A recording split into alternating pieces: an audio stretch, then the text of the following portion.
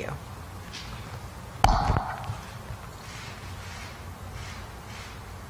Start on topic for either of us or for Judge Wendland. If I could go back to the microphone. I'm curious what is the connection between mechanical engineering and the law? And can you kind of describe that transition from MIT to Stanford to now the SJC?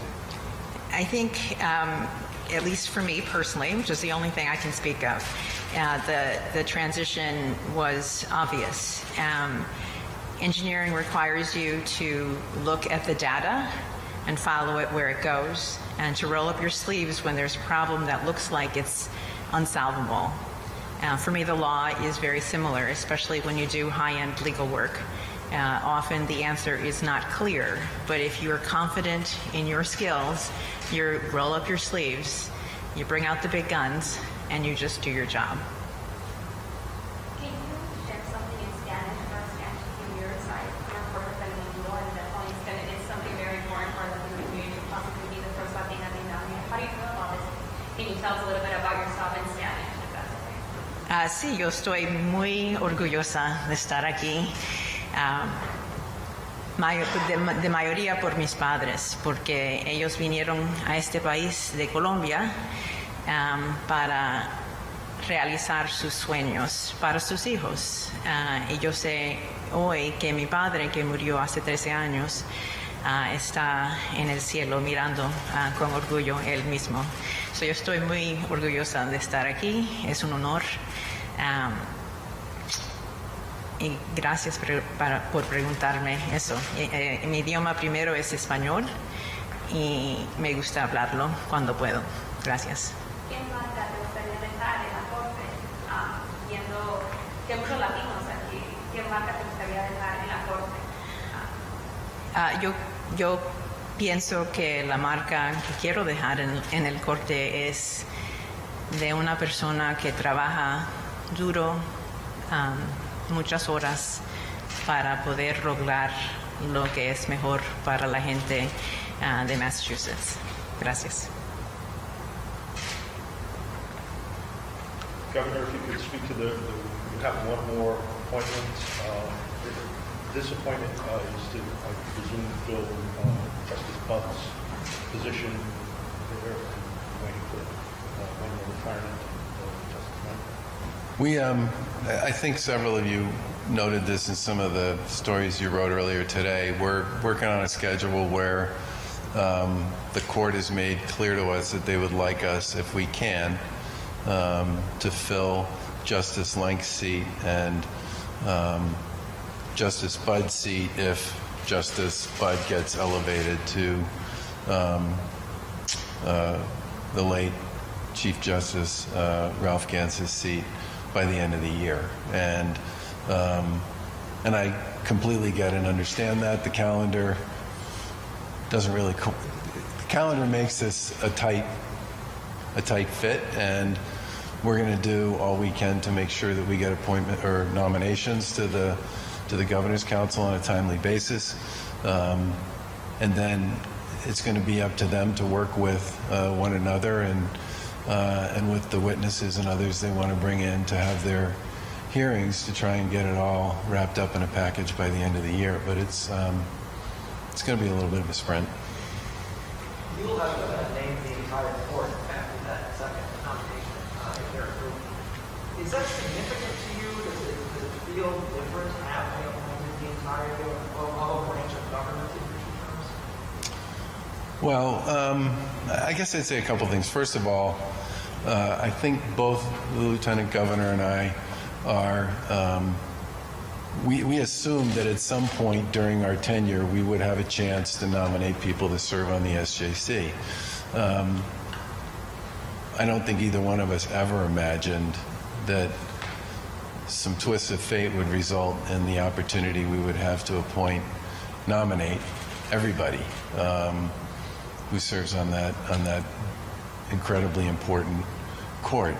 But the other thing I would point out, because I think it's important, is if I've learned nothing about this process, not just the SJC process, but the Superior Court process, the Probate and Family Court process, the Juvenile Court process, the Housing Court process, the Land Court process, the District Court process, every single one of these appointments, every single one of these nominations that we make is an appointment until the age of 70. And they are all incredibly important to the people who walk through those doors looking for their day in court. And I know I would ask you to speak to this one because you're an attorney and you were closer to this than I was coming in. But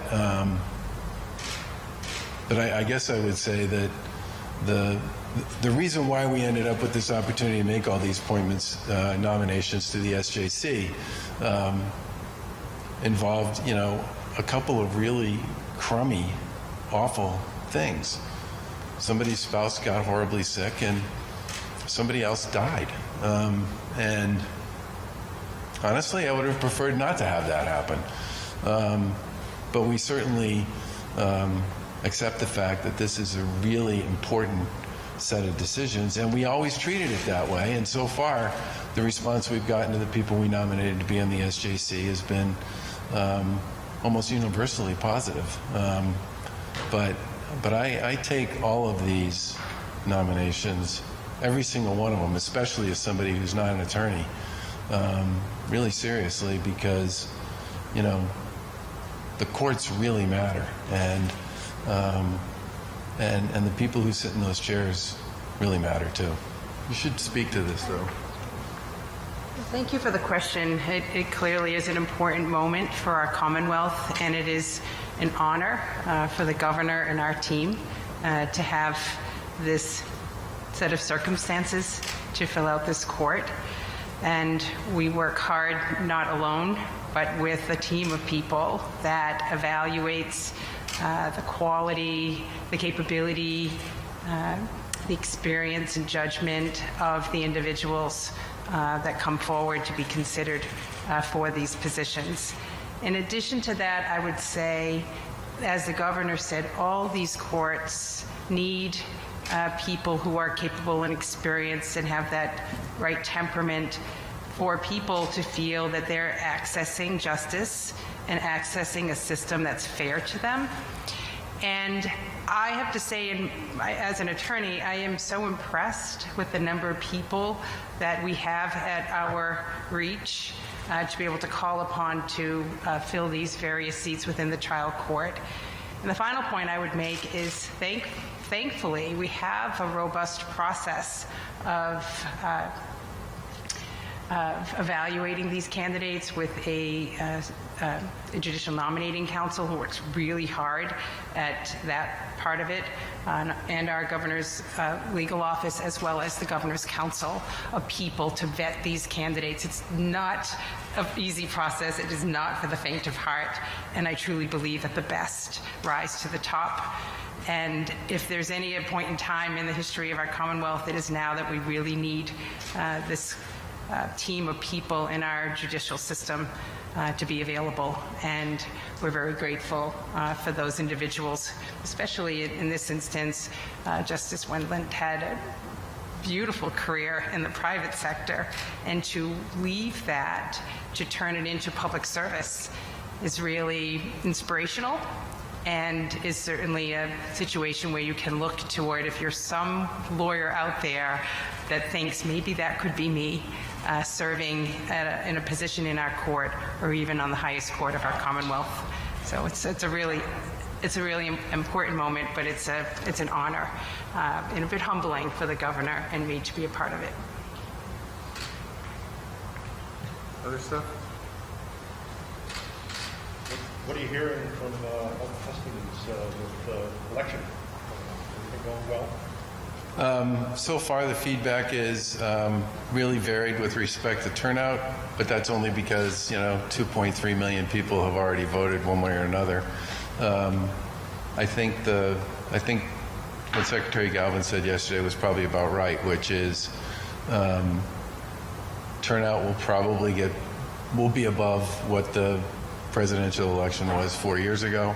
probably significantly above that. But all of the work that he and the legislature and our local officials and all the rest of us did to create pathways to voting early or to voting by mail will probably make it possible for people to process what will be a really big election day with a reasonable amount of space. And I think the big challenge that I've gotten when I've talked to some of the local folks is just the work they got to do to count votes, given the amount of volume they're all going to be dealing with. How are you going to vote for Joe Biden? Pardon me? Did you vote for Joe Biden? I blanked it. How are you going to monitor things from a public safety standpoint tonight, tomorrow, as things develop? Yeah, we have a regular conversation that's going on with our colleagues in municipal government and in law enforcement, and I think our view on this one is to be prepared to support local communities if they ask for our help, and our hope is that whatever happens will be followed by what we would describe as peaceful and appropriate celebrations, protests, demonstrations, whatever term you might want for them.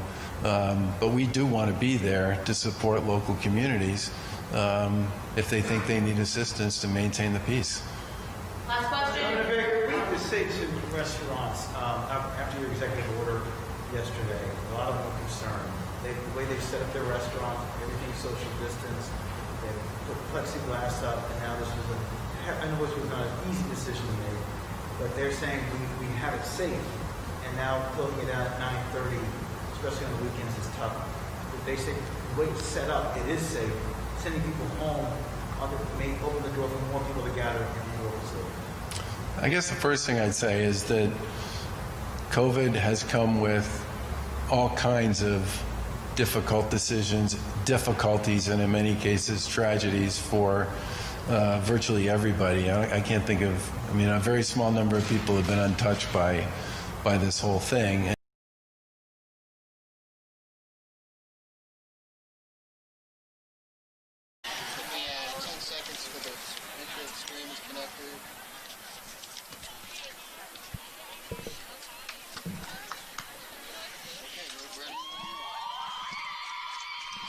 Live from Harris Field on the campus of Belmont High School, this is a special Belmont Media Center broadcast of Soccer Night in Belmont. Tonight, the Belmont Marauders take on the Arlington Spy Ponders. Scot, Landry here. I'm joined on the broadcast team tonight by Brian Meringer on the commentary and our producer and cameraman, Jeremy Meserve from Belmont Media Center. And it's all of our joy to welcome you to the broadcast and thank you for tuning in. Belmont Soccer, Brian, Soccer Night in Belmont typically is a huge annual celebration of soccer in this town.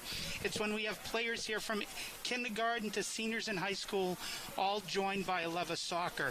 We saw it develop from just an idea 5 years ago into what we have tonight, the 5th annual Soccer Night in Belmont, typically the biggest night of the year for soccer. While it won't be as big this year because of all the pandemic restrictions, it's great that we can have it in some fashion thanks to Rob Gray and John Carson. When you think about Soccer Night, Brian, what first comes to mind?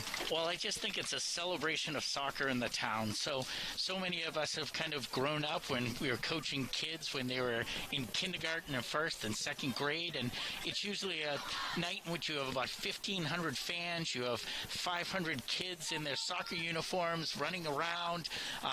There's a celebration. You have temporary tattoos and hot dogs and pizza, and it's just a wonderful, wonderful night. I'm glad they're continuing with a lot of traditions that they have developed over the year. We'll be giving away kind of an MVP tonight, and Puma player of the match. Right, some free cleats. So it's going to be a wonderful, wonderful night, but it is a celebration of soccer in the town. Just a wonderful event that John Carson and Rob Gray came up, and as you said, it's the 5th annual, and I'm glad they're still keeping some of the traditions, although we are missing some of the elements of just a lot of people. If you do notice the girls out on the field today, they all have wristbands, and you'll notice that they're all different colors. Those are the colors of their kindergarten kindergarten through second grade youth soccer team. So you'll see there's a couple people with orange for the Orange Tigers, or maybe a maroon for the Mighty Maroon. And just a wonderful night. I know a lot of the kids look forward to coming out to this every year, and I know the players look forward to having such usually an incredible fan group that comes out. It's the most fans that usually see the. And what I love about soccer night is that kindergartner might be 10 years from now, one of the starters for the team. So let's set the lineup. Belmont and Arlington, 4 20-minute periods. We're playing this year in MIAA soccer. Arlington will be kicking off. For Belmont, one of the players they rotate every game is the goalie, and Abby Morin gets the start for Belmont. Now that's Anna Smith for Arlington.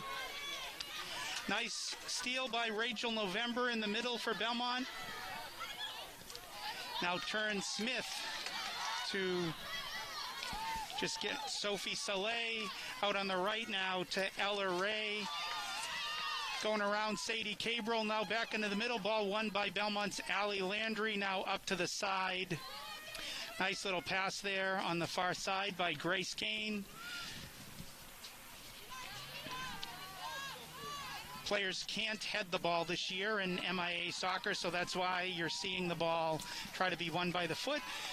Belmont's Ashley Green kicks that ball out of bounds, and it'll be Arlington's kicking on the side. No throw-ins this year in MIA soccer. Ball has to be played in on the ground by the offensive team. And one of the other things that we've talked about on previous broadcasts, Brian, but there's supposed to be no physical contact or close quarters play.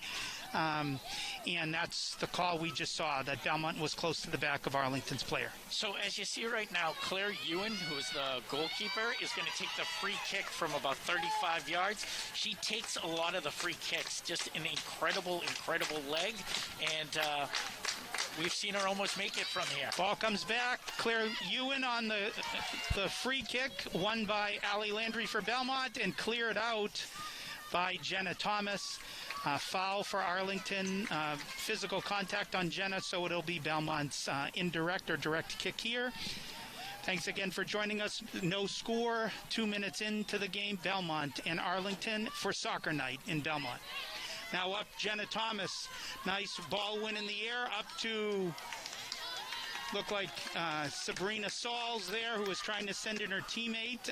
Sabrina didn't like the call because she thought she'd be sending in Jenna Thomas for the break-in, but it'll be a direct kick, it looks like, for Belmont. What'd you see out there, Brian? Yeah, I mean, it's one of the things, you don't play the advantage this year, which unfortunately I think limits some of the plays that we'll see because the whistle is blown so quickly. And I wish they would let them play on. So this is Allie Landry with the kick in, a little bit too hard. She was able to get it through Arlington's line, but a little bit too much mustard on that pass, and it went out of bounds across the end line. So it'll be Claire Ewan, Arlington's standout goalie, on the goal kick here.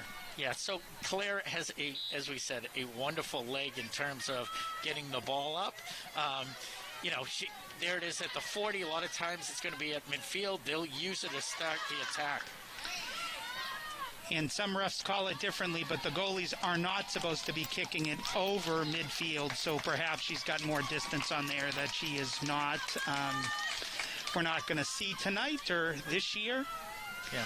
It'll be Arlington's direct kick, another physical play call, or, crowding the distance play.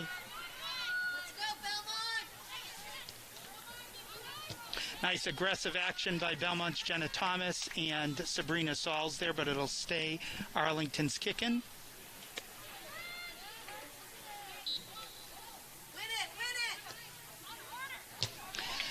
Teams are getting much better at figuring out how defensively to play those corner kicks to make sure that the second pass isn't as easy. Nice playing by Rachel November there, but Rachel's pass for Jenna Thomas a little bit too hard.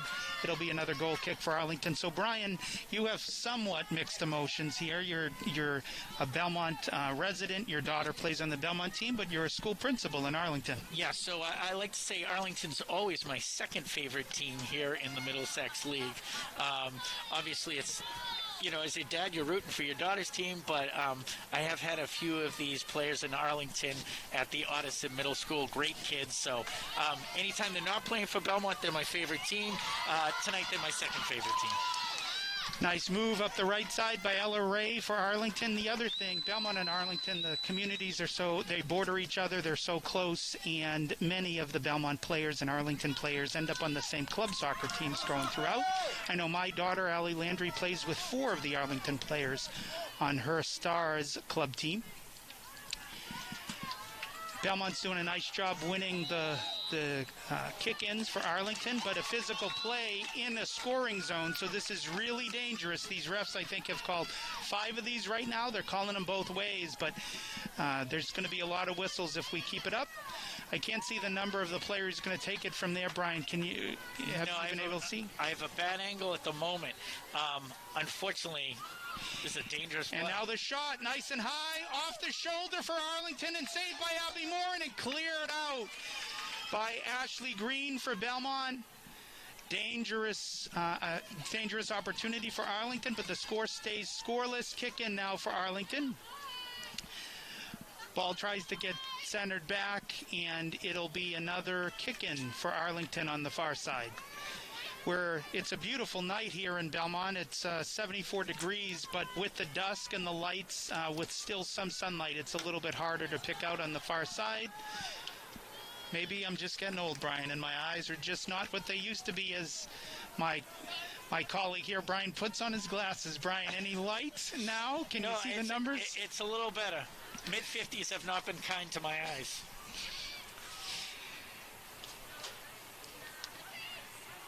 So good even game so far between Belmont and Arlington here, Soccer Night in Belmont. Share more about what Belmont soccer means. They did not. I thought that we were going to see Kiki Cristofori go in. Close call, but the referee had it. It'll come back out to the 28 on the football field for Claire Ewan for Arlington to take another indirect kick. That would have been the best scoring opportunity of the game had the refs allowed it. Yes. No distance restrictions on that sort of kick, so it went far. Nice ball win by Jenna Thomas. Her pass to Grace Kane intercepted, but Jenna did a nice job of circling back, trying to take it away from Arlington's number 15. For Arlington, that is Riley McKenna. Now kicking the ball in is Sophie Rutenberg, one of Arlington's defenders, and I guess the ball was moving or she just went over the line, so it'll be Belmont's kick in on the far side. It seems like right now the game has been called pretty close and pretty tight. So I think that actually favors Belmont. One of the things I've admired about Arlington over the years is they're fast and physical. They're always in shape. And unfortunately, I think they're hurt a lot by some of these new rules that have gone into place because of the COVID restrictions. And they're a team that used to win a lot of balls, just good physical soccer plays. And they might be limited by especially a referee calling it really tightly tonight, and it seems like the refs aren't afraid to blow the whistles tonight. This is Grace Kane for Belmont on the kick-in. Senior co-captain for Belmont. Nice air ball up to, it looked like Nina Minakazi trying to go in with her shoulder. The referees blew something, and it looks like it's going to be either an indirect or a direct kick for Belmont. Returning the favor. This is scoring. This is a scoring possibility for Belmont from this distance. And one of the things that's difficult is you can't make a wall this year, and so you really have a good chance of scoring because you can't defend it like you usually would. So it's probably one of the biggest scoring opportunities this year is that you cannot have a wall. So you can see the referee over there is separating the girls so that they're away from each other. But however, this is a really, really good opportunity for Belmont. So the ball's placed on the 10-yard line. That means it's a 20-yard shot. It looks like Rachel November and Allie Landry are there. Rachel might tap it, and Allie will try to shoot high to either the left or right corner. What are you feeling, Brian? Yeah, I think that's what's going to happen. It's got to be the quick. Touch, though. Allie with the shot, blocked by Arlington, and Arlington clears it. It did look like Arlington moved really quickly there, and the refs let him get away with it. Good play by Arlington. And now what we sometimes see when the whole team is up for an attacking shot, the counterattack becomes really dangerous. Arlington was moving the ball pretty well, but snuffed out by Belmont around the 40-yard line. It'll be Arlington's kick in again. Good even game so far. The refs have been calling it tight, but both teams have had that opportunity from about 20 yards out so far, and Arlington and Belmont have both defended it well. Ashley Green wins the air ball, but is unable to control it cleanly because she's in her defensive end. Instead of playing around with it, she just kicked it out so that Belmont could reset. It'll be Arlington's kick-in again. These kick-ins have to be on the ground. Unlike a throw-in in the offensive end where you can turn into somewhat of an offensive play right off the throw, with these, it's much more indirect. So I think what they called is the ball went off the ground, and it's probably 2 or 3 inches off the ground. It's not a lofted ball, but that's why I think that Belmont just got the possession. Oop, dangerous play here. And the ball is won by Grable, and she is winning it. She takes the shot, but saved with her left foot by Abby Morin. Best opportunity of the game so far, the freshman for Arlington, Grable, Abby Grable, and Belmont's own Abby Morin with the save. So great opportunity from Arlington. Abby Morin has come up with some phenomenal saves all season. Another one there. Arlington shot from the far corner. Couldn't see who that was. Just went out. Was not in the field of play. Hit the side of the net. So it'll be the goal kick for Belmont's Abby Morin. 9:03 left to go in the first of 4 20-minute periods. The score here from Harris Field: Belmont 0, Arlington 0. It'll be Belmont's kick-in on the far side. Brian, what are you making about the flow of the play, and which teams do you think are more into the rhythm that you expected so far? I think Arlington's had a little bit of the advantage so far. I mean, that was the best scoring opportunity so far of the game, but I think Belmont's got to be happy with their start. Belmont didn't play a game last week. Unfortunately, they were supposed to play Reading. It snowed, and so the game was postponed, and then the day after, it was found out that, unfortunately, someone on the Reading team had contracted COVID, and so there were a few players who were unfortunately going to be quarantined, so they couldn't play. So it's actually been a while since they've actually played. So I think you got to be happy if you're Belmont. Yep. Nice pass by Injura for Arlington. Now out for the shot. Won by Grace Kane and cleared out. Another good offensive opportunity for Arlington. After the first couple minutes of the game, the ball has been more in Belmont's defensive end than it has been for Arlington. As Arlington's picked it up, let's see if Belmont can bring up their level of play to match what Arlington's been able to do the last couple minutes. So passing between Jenna Thomas and Grace Kane there for Belmont. In the last game, those two against Reading had many great combination passes back and forth on the right side. Belmont could use that a little bit now to change the pace against Arlington. Scott Landry and Brian Meringer here on the broadcast. That is number 2 for Arlington, Sophie Rutenberg, who just tried the long ball in. Pass back from Nina Minakazi up to won by Arlington. Attempted clear by Ali Landry, but Rachel November in the middle of the field for Belmont is going to get called for physical play. And it'll be another long scoring opportunity for Arlington. And their not-so-secret weapon is their goalie with her ability to kick really long balls. This is Claire Ewan for the really high shot. And it goes over and to the right of the goal. But you look at a shot like that, Brian, if she gets 5 or 6 of those, you almost expect her to score one. That was a great shot. Yeah. And it's just such a nice weapon. She's just a talented athlete. She's also a talented basketball player, softball player, a 3-sport star. And she can change the game.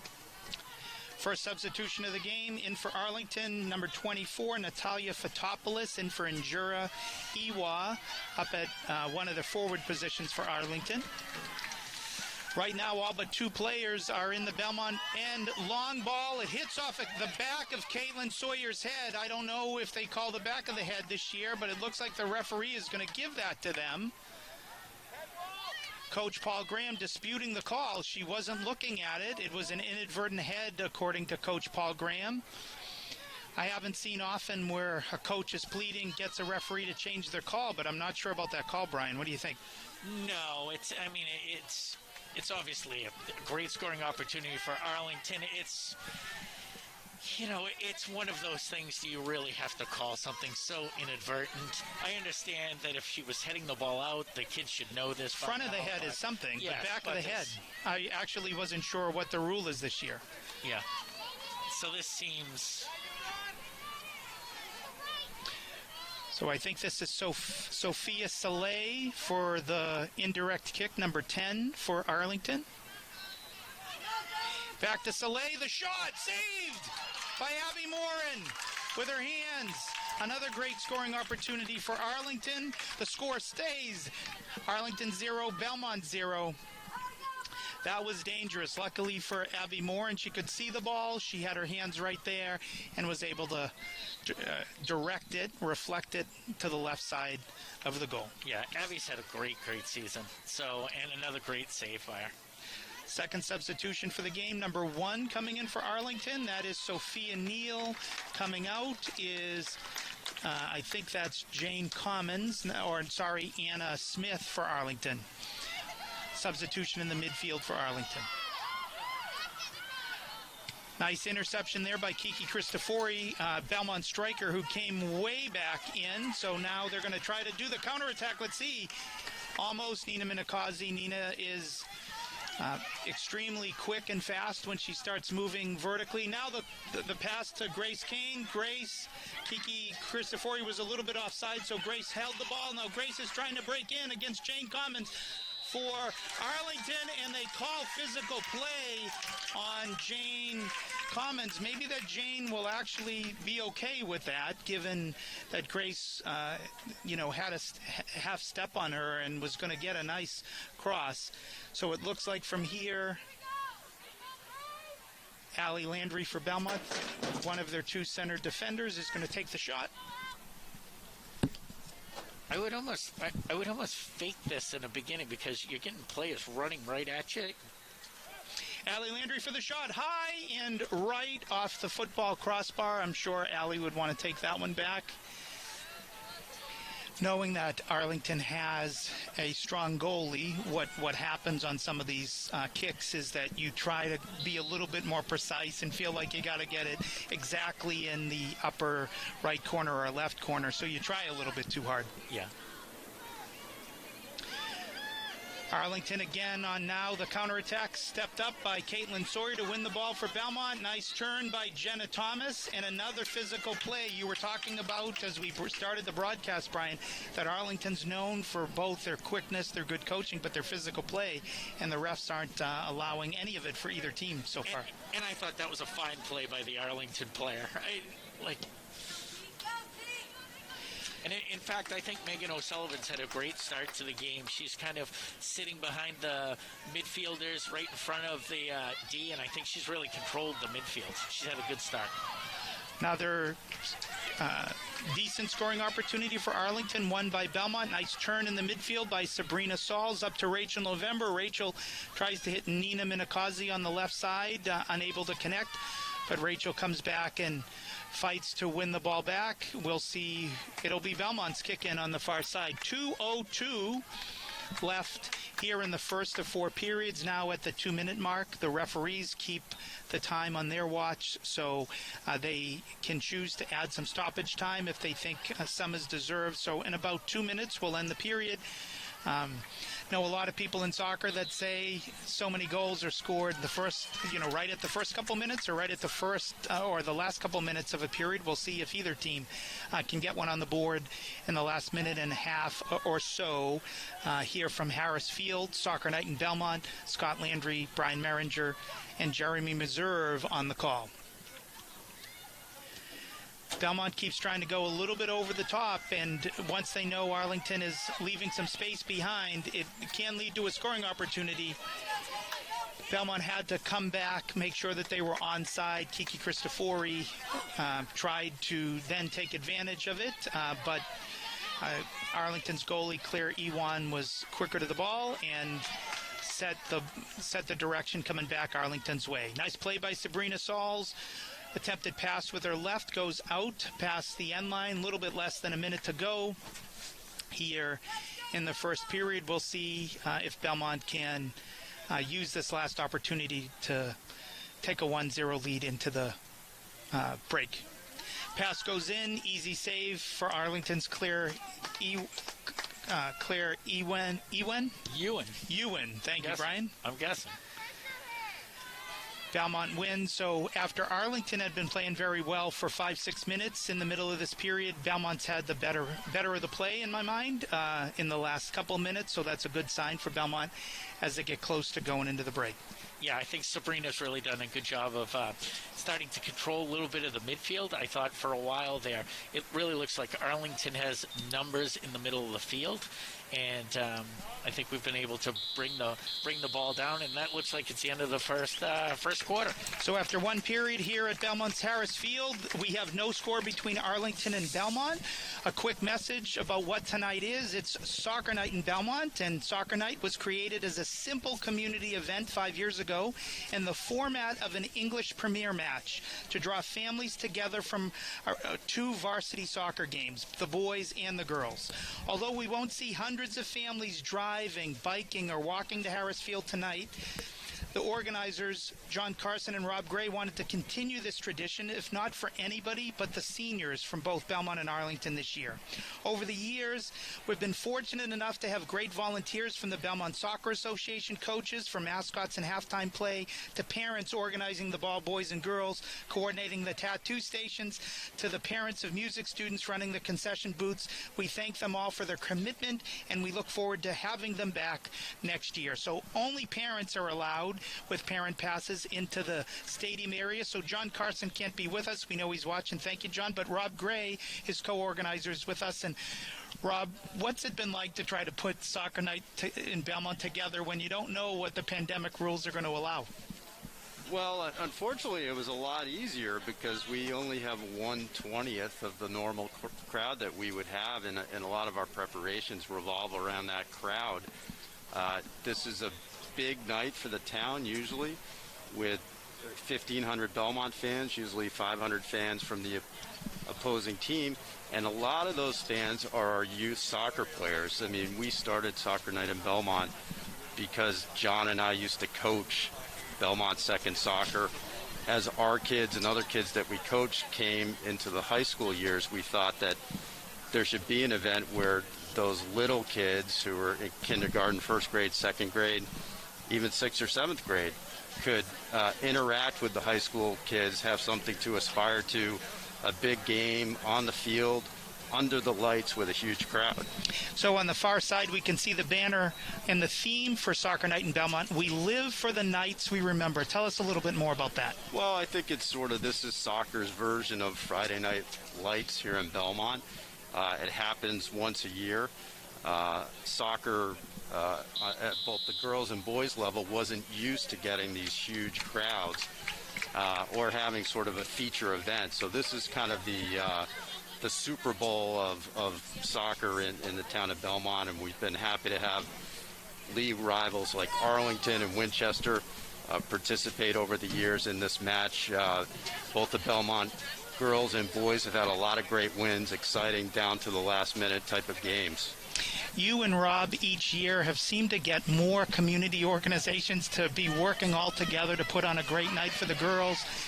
One of the prime supporters of this is Jim Davis, the athletic director at Belmont High. How has Jim supported what this Soccer Night in Belmont has become? Well, Jim's been great. It's not easy to organize, to time a game, and to allow a community event with thousands of people normally. We have concessions. We usually have hundreds of kids who come out at halftime.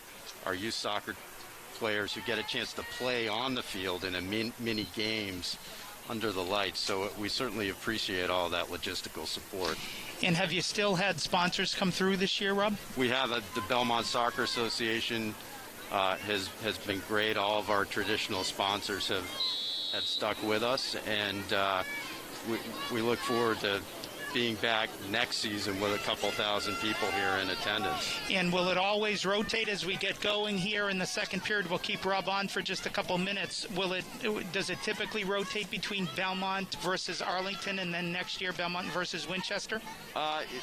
It's varied. It kind of depends on.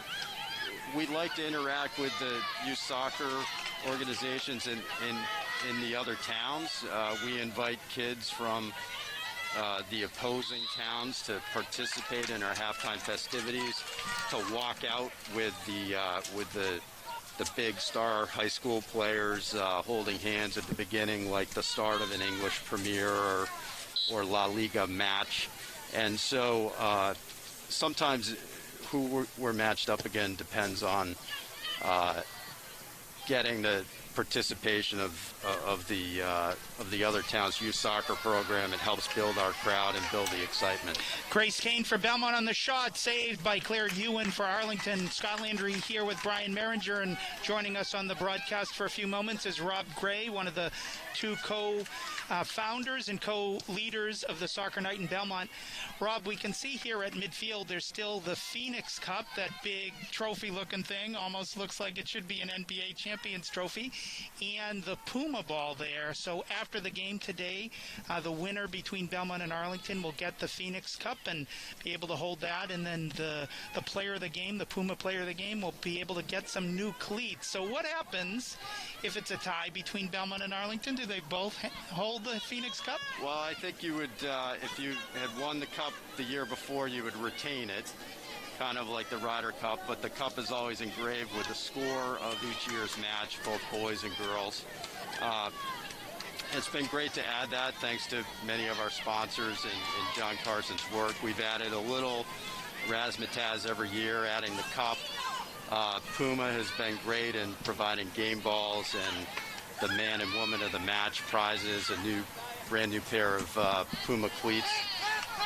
So, you know, there's a lot of excitement. All of the players will still get a patch tonight. Our Belmont players are wearing the colored wristband of their second soccer team. So there's a lot of little traditions that have happened. But of course, we miss the little kids and we miss the big crowd experience, but at least we can provide a little fraction of it this year despite the pandemic restrictions. And to the best of your knowledge, are all the Belmont players, did they grow up in town and they all have their colored wristbands on? As I look at the roster, I can't think of somebody who moved into the town in 7th or 8th grade where they would have missed their second soccer experience. I believe on this year's girls team, 20 of the 22 players played Belmont second soccer, which means they were here in at least second grade, if not first or kindergarten. Rob, anything else you would want people to know about Soccer Night in Belmont for next year, as we, again, will try to get 2,000 people here at Harris Field, pandemic permitting? Well, just that we'll be back and we'll be looking forward to it. And, you know, it's been a great tradition, and we've had in the first 4 years, despite 1 year of really poor weather, had more than 7,000 people who attended.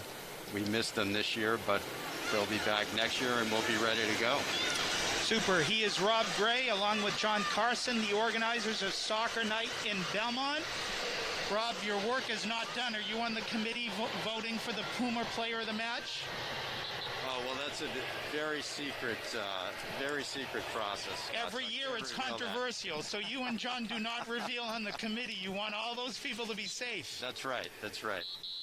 We'll see. I do know that not only the players from Belmont who know of that tradition, but the parents would love to see their daughter in well-fitting, nice Puma cleats. So we'll see that at the end of the match. Rob Gray, thanks to you and John for everything that you do for the players in the town. This is Soccer Night in Belmont. We live for the nights we remember. 15:24 left in the second period here in Belmont. Still no score between Arlington and Belmont. Good game. Both teams have had some good opportunities. Two very strong saves by Abby Morin for Belmont has kept it scoreless. Belmont hasn't had his prime scoring opportunities, but they've had some good offensive attacking plays. So we'll see if one of the teams can get on the board before halftime. Scott, Landry, Brian Meringer, and Jeremy Meserve here on the broadcast, a special Belmont Media Center broadcast of Soccer Night in Belmont. Some physical play there. Referees let the players get away with it. Nice ball win by Grace Kane. And Arlington pursues Grace Kane hard. And, you know, one of the things, even for a referee 40 yards away, when they see a player run into the back of a previous player every game this year, Brian, that's getting called.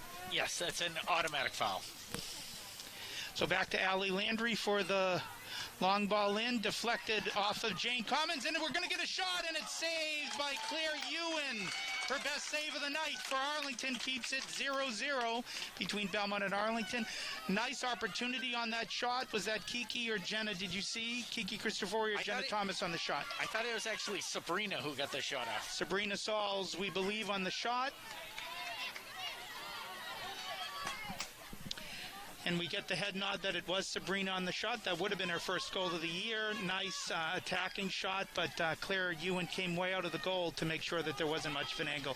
Long ball in for Arlington. Abby Morin comes up to make the, not quite a save, but to win the ball for Belmont. This will be, I think, her first punt of the game. The players in the air try to win the balls with their feet, deflect to a teammate. Nice attempt by Jenna Thomas there. Good. I saw one of the Arlington players seem to go around a ball that's just there on the sidelines for the next kick in, and I'm like, how's that not out of bounds? Couldn't hear the whistle. So if you were wondering the same thing on the television, you're not alone. 13:05 and counting in the second period here. Belmont 0, Arlington 0. Here, Belmont High School's is Harris Field for Soccer Night in Belmont.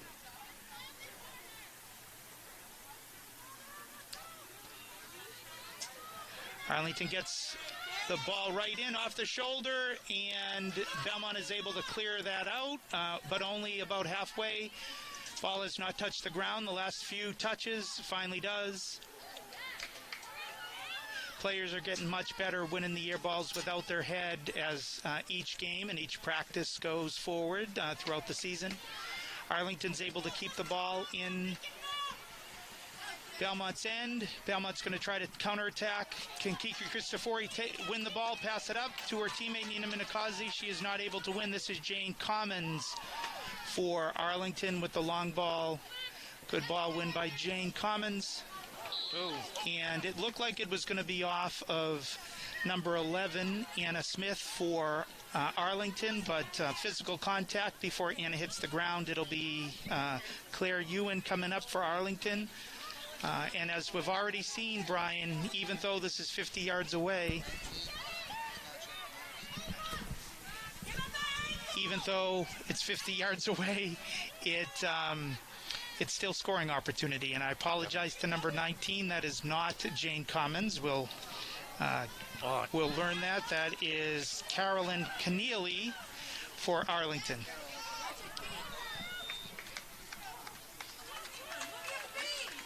Belmont will now have the indirect kick. 11:17 left. Brian, what have you been observing in the second period here? Any obvious strategy changes or any adjustments that either Coach Austin or Coach Graham have made? No, I think the game's lacking a little flow right now with all the whistles. I just feel like there hasn't been one team that's been able to get into a little bit of a rhythm right now because of all the whistles. So we hear a lot of complaints coming from both Arlington parents and Belmont parents about the lack of flow of the game with a lot of the whistles here. The one thing I would say for the officials, what you look for when you're rooting for a team is at least there's some consistency. What a long kick by Claire Ewan to the right of Abby Morin. It was not going to go in, but Abby looks like she got her fingers on that, so it'll be a corner kick for the Arlington Spy Ponders. Very dangerous, those high ones up in the lights. It's hard to track, and some of the hardest shots are when they're coming in high over the goalie instead of the low ones, because those are easier for the goalie to just push up over the goal, but the high ones can sometimes be deceiving. Yeah, I was surprised. I actually thought Abby got a finger on it. I actually thought this was going to be a corner kick, but it looks like they've given the goal kick. A lot of subs just winning the game. 5 for Arlington, 2 for Belmont. And Kylie Meringer came in for Belmont. Who was the other one? I did not see. Bridget Gray. Bridget Gray. 2 sophomores coming in for Belmont. It looks like Caitlin Sawyer and Kiki Cristofori are both getting a break. With just 9:30 left to go in the first half, the second period here in Belmont's Harris Field. Counterattack here. Bridget Gray just making her presence felt. She and Nina Minakazi are in a foot race. Claire Ewan comes up to be able to clear the ball for Arlington. Nice to see Belmont's attack on that, making Arlington have to rush. Belmont was offside on that play, so that's why you saw Bridget Gray coming back, going in the different direction for the ball. Belmont's just the last minute or so picked up their aggressiveness in the Arlington end. That the ball won by Kylie Meringer, also just into the game. Now Jenna Thomas with a nice aggressive win down the right side. Jenna's trying to pass it to herself and then hit the cross. She hits it to Nina Minakazi, and Nina is unable to get her shoulder on it. But wow! What a hustle play for Belmont before Rachel November took that shot. Was that Mia Filler? Yeah, she came streaming down the left side. It was a nice hustle play. And was able to touch the ball before Arlington's goalie had her hands on it, so the referees let that continue. Great hustle play by Mia Filler, the Belmont junior. That's an interesting call there, where it's right in front of us. Rachel November did not go into the Arlington player before she shouldered the ball, but yeah. The referee 50 yards away called it.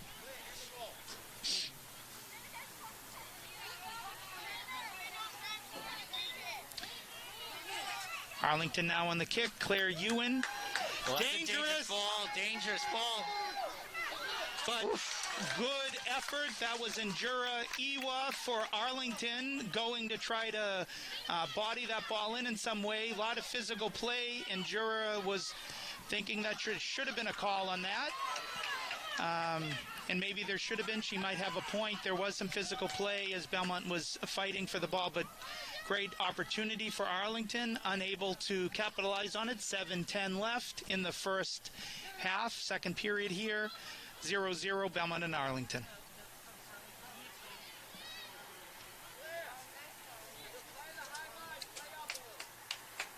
So you can hear Coach Austin for Arlington wanting to run into offsides trap. So he's trying to get his defense to step up a little bit more.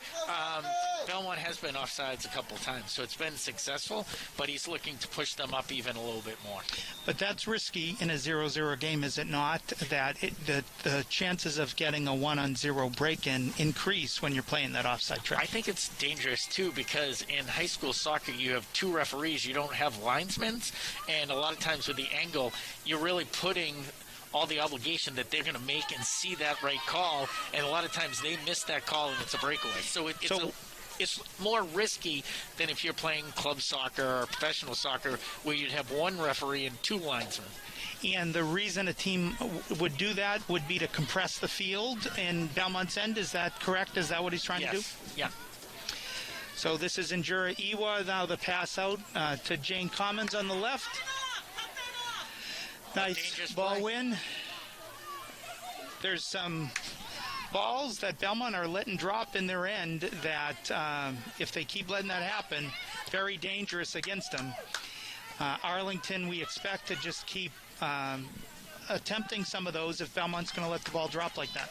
Yeah, I think Arlington's done a nice job. Like, if you look at them, you might say they're a 4-3-3, but their forwards come back so much. It almost looks like a 4-5-1. They get a lot of running out of their forwards coming back and helping, and they just send waves of attackers. So let's look at the game from Belmont's perspective. Belmont hasn't had as many offensive opportunities. If you're coaching, you keep in the same formation, or you mixing it up, or at what point do you try to make your formation a little bit more offensive than it is? No, I think it's actually fine. You just have to make sure, I think right now, that your forwards are coming back and helping the midfielders. Mia Filler with that win, attempted pass in the middle of the field to Rachel November, won by Arlington, but Arlington's attempted pass goes out past the end line. It'll be another goal kick for Belmont. I think Megan O'Sullivan has done a nice job of stepping up. She really plays. They play kind of four in the back, and she does a nice job of stepping up and really starting the offense. And you're going to need your forwards to come back and help out. O'Sullivan, the junior holding midfielder for Arlington, or stopper, I think is what they sometimes call that position, right? Yeah. Arlington very aggressively looking to win this ball. So Abby Morin tries to kick it long instead of to one of her defenders. Lot of this game has been in the air so far, Brian. Compared to the other games we've seen Belmont play this year, much more air balls today. Nice pass up. That looks like it's going to be Bridget Gray, and they're calling her offsides. And not a good sign when you see the referee not running alongside the ball, but just running toward you. So. And that was the correct call. She was about a yard and a half offsides, and that's what the Arlington coach had just talked about, getting the defense to step up for an offside trap. It worked successfully right there. Yep. Long ball by Claire Ewan, the Arlington goalkeeper, won by Injura Iwa for the Spy Ponders. Cleared out now up to Nina Minakazi by Rachel November, and she passes it up. Nice touch by Jenna Thomas, one-on-one against the Arlington right back. Attempted pass in there to, I think that was to Bridget Gray. Wearing her orange wristband as part of the Orange Tigers back in the day that I had the honor of coaching, both her and my daughter. I was a yellow team coach. Go yellow, Brian, was what we used to always be yelling. Yeah. Coached two children with the yellow team, one for the black team. If you're wondering why we're talking about colors, if you just join in the broadcast, all the Belmont players have a wristband, which is the color of their Belmont second soccer kindergarten through second grade team. So Brian was the coach of the orange. I was the coach of yellow and black. I actually had the Mighty Maroon a couple times. You had Mighty Maroon too? Yes. It was a lot of fun. Oh. If you've never had the opportunity to coach kindergartners, you should do it. It's one of the most enjoyable things you'll ever do, to see them fall in love with the game of soccer. So they're calling Arlington on that physical play. It'll be Belmont's direct kick, just under 2 minutes left here in the first half. Belmont 0, Arlington 0.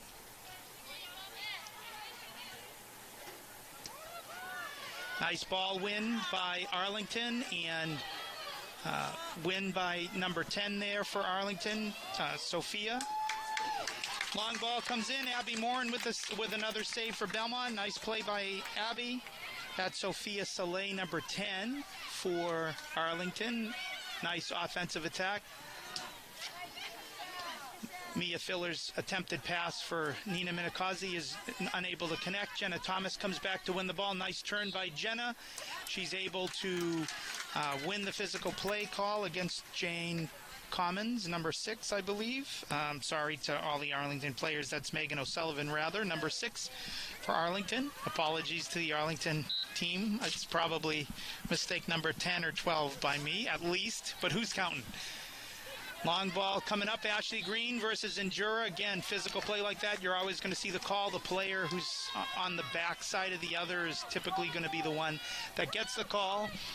And for probably the 5th or 6th time, Claire Ewan for Arlington is going to come up and try to score from the midfield stripe. Nice high ball. This one has a chance. Abby Morin with the save. She catches it in her midsection like catching a punt in football. Yeah, or a center fielder.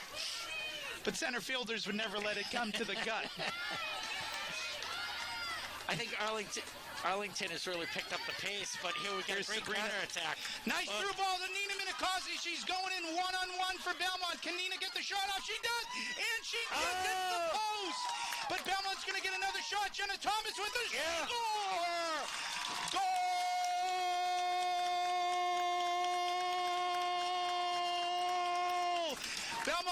up 1-0 just in the final moments of the second period, the first half here. What a pass by Sabrina Sauls to Nina Minakazi. Nina with a good lefty shot.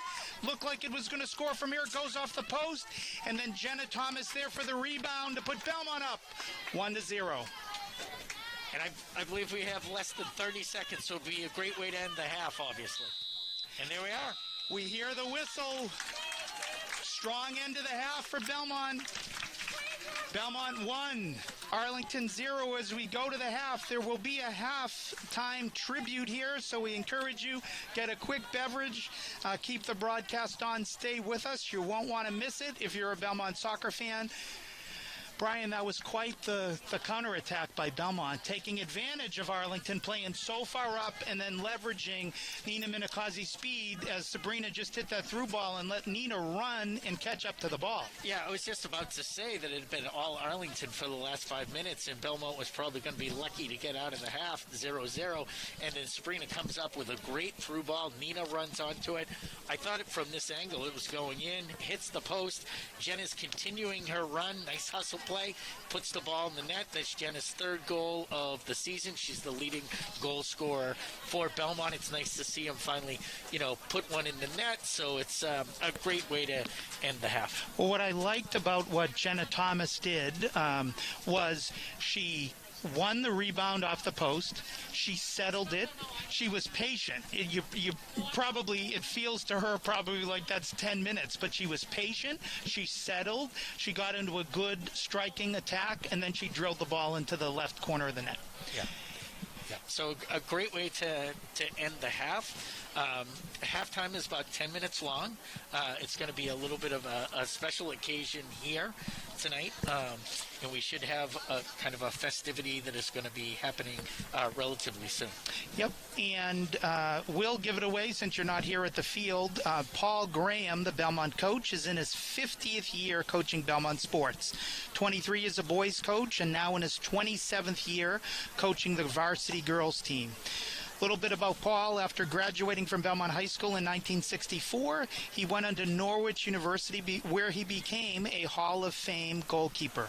He started coaching the Belmont High girls in 1993 and at one point had a run of 19 consecutive tournament appearances. He has twice been named the Eastern Mass Coach of the Year, and 5 years ago he was elected to the Coaches Hall of Fame in Massachusetts. He and his wife Patricia are in their 50th year of marriage. They have 4 children, 2 boys and 2 girls. But Paul, I don't know if he knows he's going to have a tribute here on the field with all the parents and the soccer night in Belmont tradition. There was a little bit of a celebration last night for him with just the players. Yeah, and which was, according to my daughter, very nice. 50 years of coaching a high school sport is quite an accomplishment, as is 50 years of marriage. So, he's obviously done a wonderful job here at Belmont. And it's good to see him get some due. It's too bad we can't have the usual 1,500 people here to kind of acknowledge it. But I think for Coach Graham, he's enjoyed being involved in the community and involved in high school sports for quite some time. And I think I'm looking at him right now. He's pretty animated, kind of going over some instructions right now. He's up 1-0. I'm sure he's out there saying yes. We should be up 2-0 or 3-0. Yes. Like this, this Arlington team is going to come back. Yeah. We know that he's motivating his team quite well. And we congratulate Coach Paul Graham on 50 years of coaching, and we look forward to him being honored here at halftime by Belmont's athletic director, Jim Davis. Jim has worked with Paul for the last 18 years here, so they've seen a lot of seasons. They've seen a lot of soccer. I think for an athletic director, this pandemic-related sports year is unlike any other. So Jim's been here 18 years. He might be working just as much this year as he's had in the previous 17 years with all the rescheduling and all the the new things that we're crossing in almost every aspect of our lives during this pandemic, but certainly high school sports is one of them. Yeah, I mean, there's new rules. I know many people are interested in to see if there's going to be a winter season. What will that look like? Who will you play? So, in previous years, you have your schedule set. You know who your opponents are. This year, so many things are different. You're hiring people for positions. You're not sure if sports are going to continue. So there's a lot of uncertainty. But one certainty is that, we've had Jim Davis here for 18 years, and obviously Paul Graham has been here for quite some time. And I actually think that's kind of an anomaly today because, I think high school sports has become more pressured. I think you've seen the increase of parent pressure and wanting kids to play. And, I think you see a lot of coaches who come in for 5-6 years and then they kind of cycle out.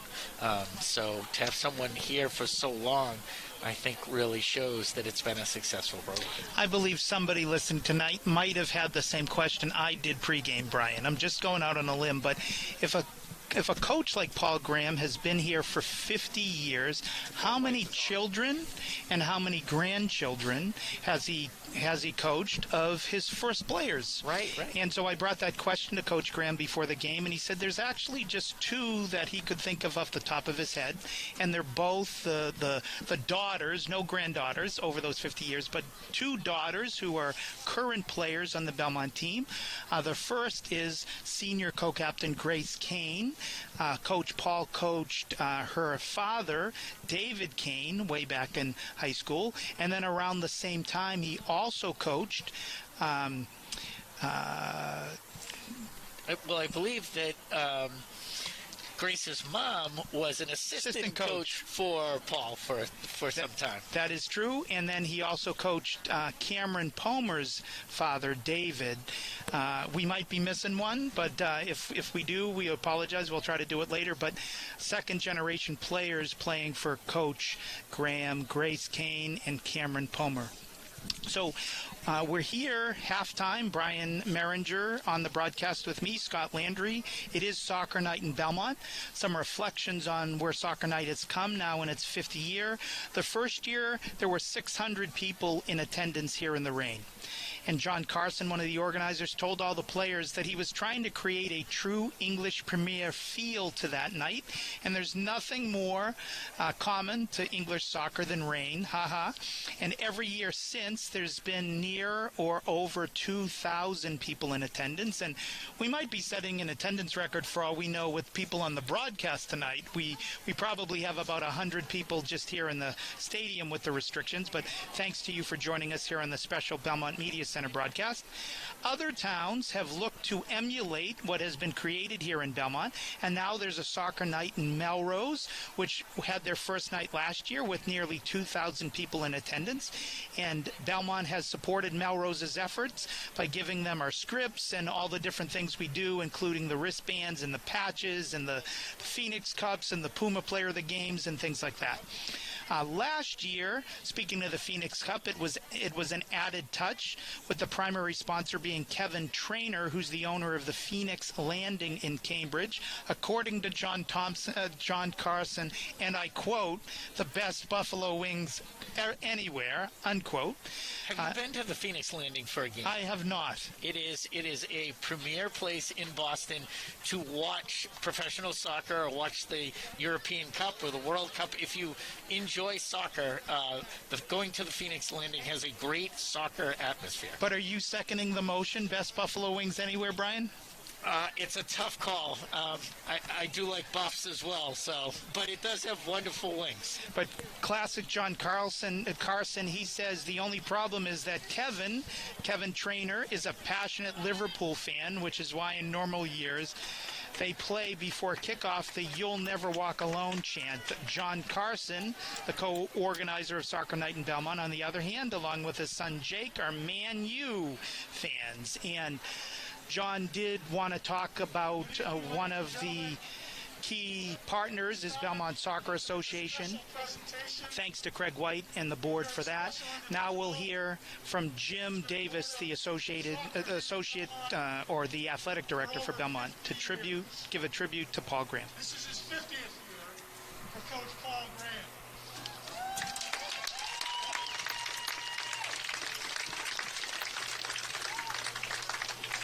Tonight we want to present a certificate of appreciation to Coach Paul Graham, in recognition for your unsurpassed dedication to coaching youth and high school soccer in Belmont for over 50 years.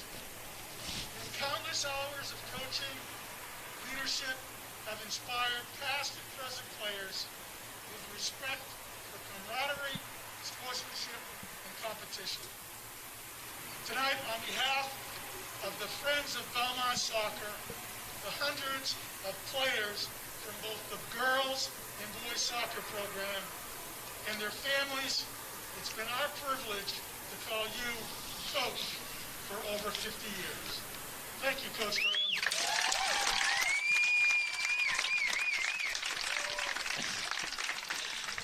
Not supposed to be hugging COVID times, but when you've coached for 50 years, you'll give them the mulligan on that after 50 years.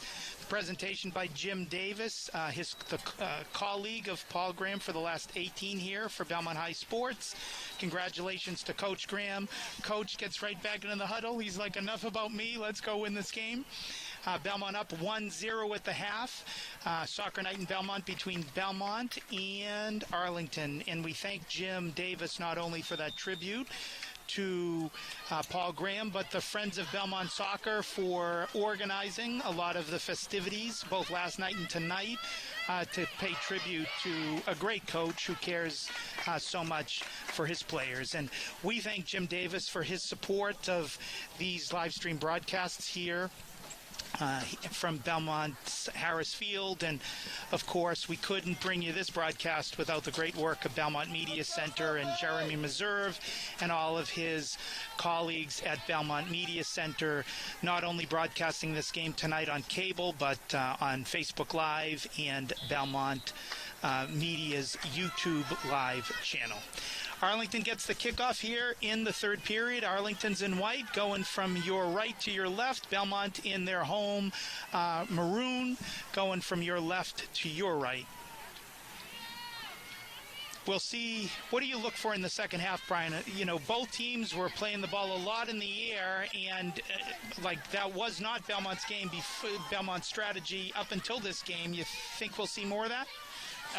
I'll be interested to see the first 5 minutes. Obviously, anytime a team scores right before halftime can be either deflating or sometimes it's the coach is able to rally the troops back. So I'll be interested to see Arlington's response here for the first 5 minutes. I thought they were getting the better of the play until that counterattack right before the half. Nice back ball by Sabrina Sauls to Ashley Green. One now by Arlington. Caitlin Sawyer for Belmont, number 9. Their right back is she kicks it out of bounds. Could have been better communication on Belmont's end on that play. Somebody could have let Caitlin know that she had plenty of space to turn and settle the ball and then long ball it. But Arlington will restart on the kick in from the left side. Scot, Landry, Brian Meringer, Jeremy Meserve here on the broadcast. Belmont 1, Arlington 0 as we get going in the second half. Nice win. That looks like Sadie Cabral on the far side, coming back from her midfield position to win it in the defensive end. Arlington playing a little tentative, not being able to connect on their passes yet. Jenna Thomas with the ball win for Belmont. Looks like Belmont has gone to 4 in the... Well, I misread it. Sadie Cabral had dropped far back. It looked like Belmont might have started the second half playing a little bit more defensively. I was wondering if they were going to do that, but they stay with their 3 in the back lineup. So I think you can get away with 3 in the back against Arlington. They tend to play one striker really up top, but their formation is that they have their wings really come back. So I don't think you necessarily need to have 4 in the back, but you've got to be expecting them to attack in waves. And I think you can I actually think that if you go 3 in the back, you're probably okay. Where Arlington has done a good job is a little bit in the middle of the field. Their defensive midfielder has made a lot of plays, and they do a nice job of building up, making a lot of different passes and then going long. Where if you look at what Belmont does, they usually always have 3 forwards. They all usually play pretty high up, and they're expected to come back for the ball. If you're Arlington, Brian, do you switch the defensive trap that you were playing that partially led to Belmont's break-in by Nina Minakazi late in the second period? You know, I think they're looking for their backs to become more aggressive. One of the things I see is their defenders get involved in the offense, making some overlapping runs and moving in. I think they'll probably stay with what they've been successful tonight. Unfortunately, I think they've gotten more scoring opportunities. I think they've had possession longer. However, that one counterattack really changed the game for right now. But I think if you're Arlington, you don't want to overcorrect.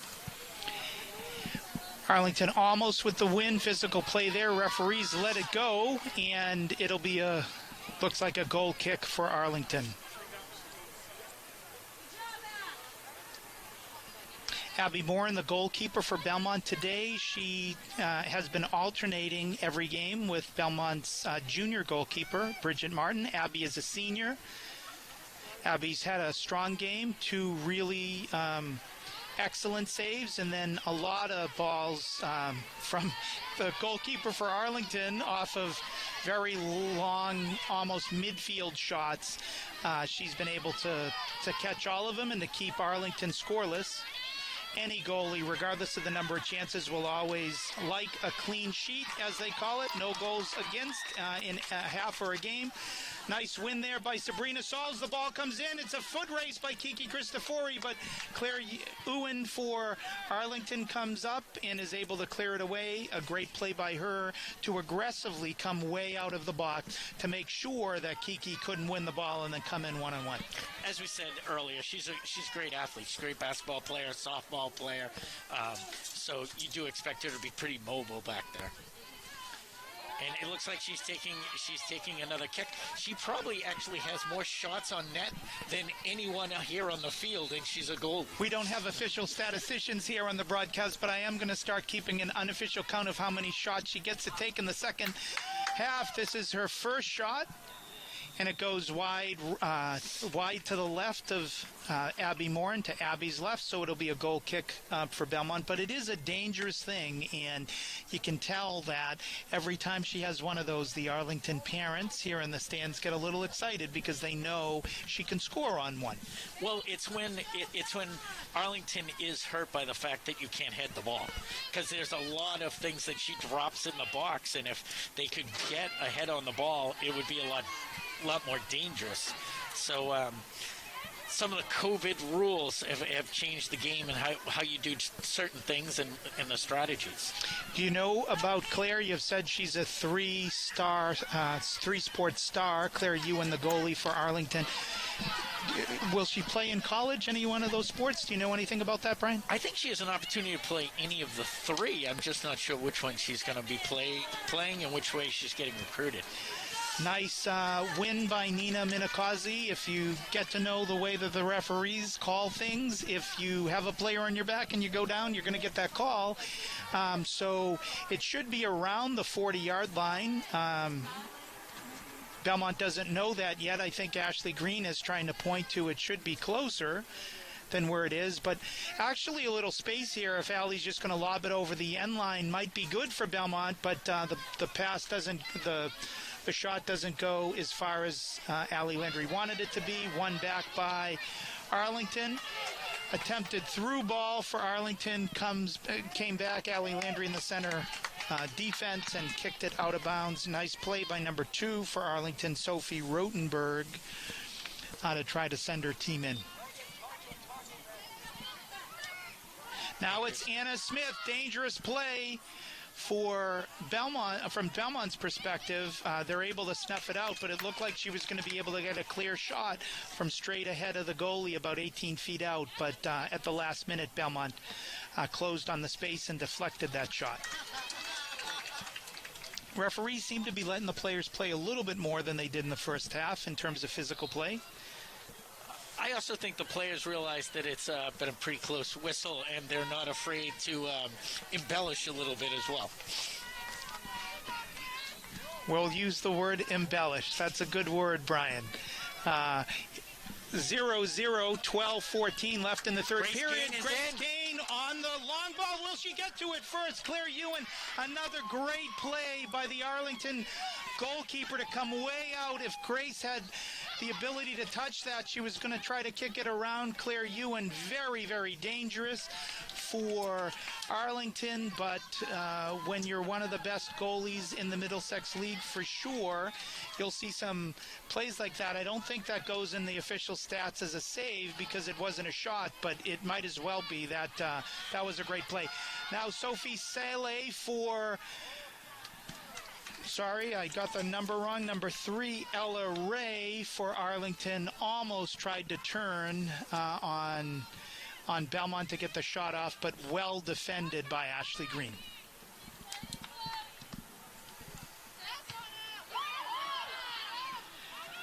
The game ebbs and flows. This is Grable for Arlington with the left shot and saved and pushed wide by Abby Morin. Nice shot by the freshman, Abby Grable, number 21 for Arlington, and Abby Morin was in the right spot. I think Abby is looking at herself saying, I should have caught that, but at least it didn't find its way into the net if you're a Belmont fan. Yeah, a great turn by Grable.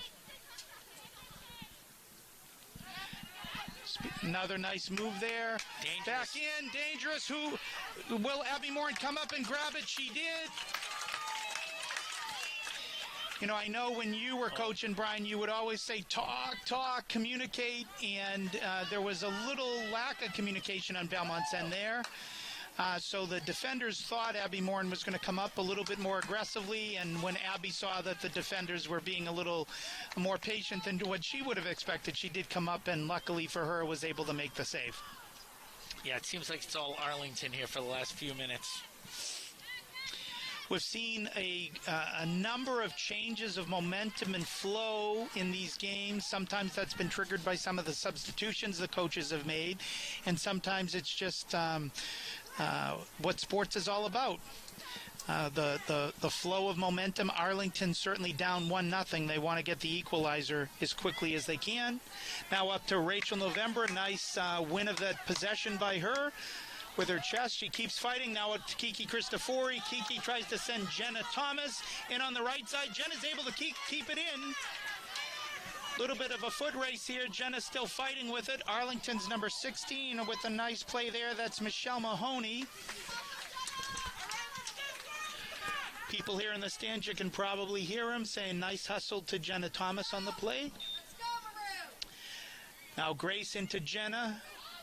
Back to Grace. Grace unable to control it. It'll be Arlington's kick.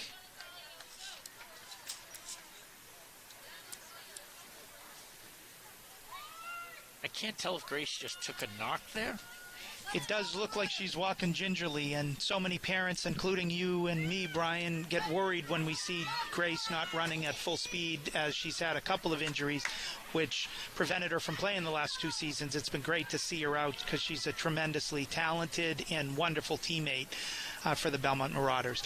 1-0 Belmont over Arlington, 8:40 left in the third period here. Good ball win by Anna Smith for Arlington. Cross now to Sophie Rotenberg. Sophie's unable to contain the ball. Now Caitlin Sawyer wins the ball, kicks it out, lets her defense reset. Coming up for Arlington is going to be number 18 there, Katya Sturzma. It was nice to see Grace get back there going full tilt. Yep. Thanks for that update, Brian. Nice win in the air by Sabrina Saul. She tries to send Nina Minakazi in for a long thing. Can Nina win it? Now to Kiki. Kiki tries to turn. And like we were talking about, player goes down when there's some physical contact.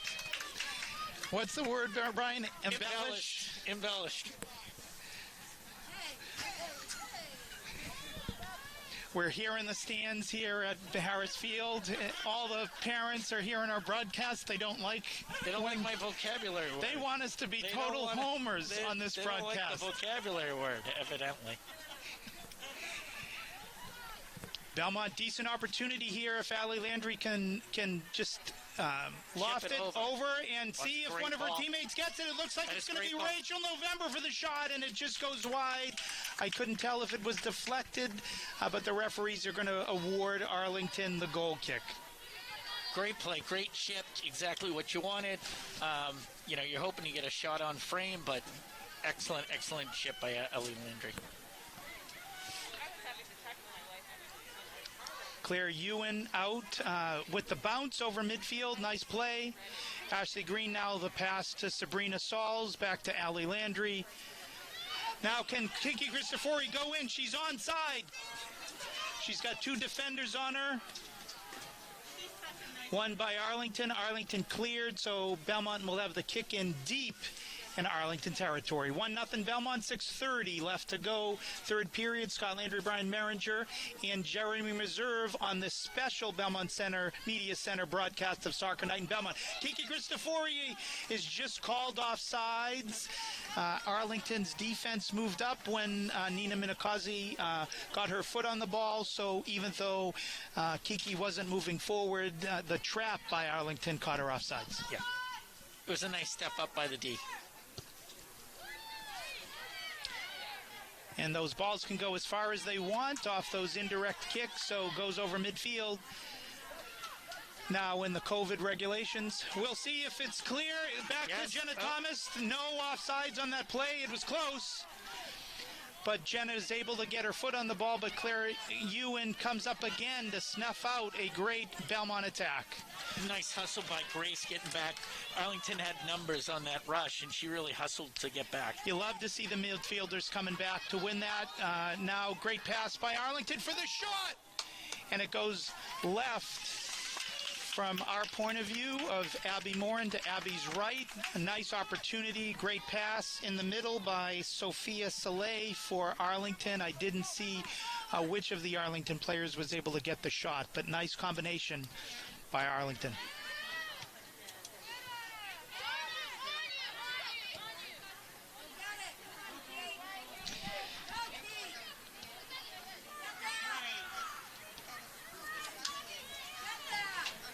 Belmont's giving Arlington a lot of space in the last 30 seconds. We'll see if Arlington's able to continue to possession, put some combinations together. Belmont seems like it is comfortable just trying to counterattack and go over the top and then let Nina Minakazi or Kiki Cristofori or Jenna Thomas run up to the ball. The speed between Belmont's forwards and Arlington's defense looks about equal. So it leads to some exciting calls and some exciting plays.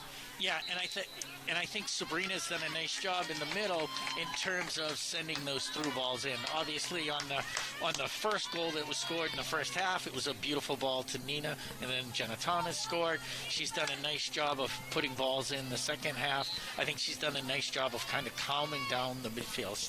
I think she's had a very, very strong game. Sabrina certainly one of the candidates, if the game ended now, for the Puma Player of the Game.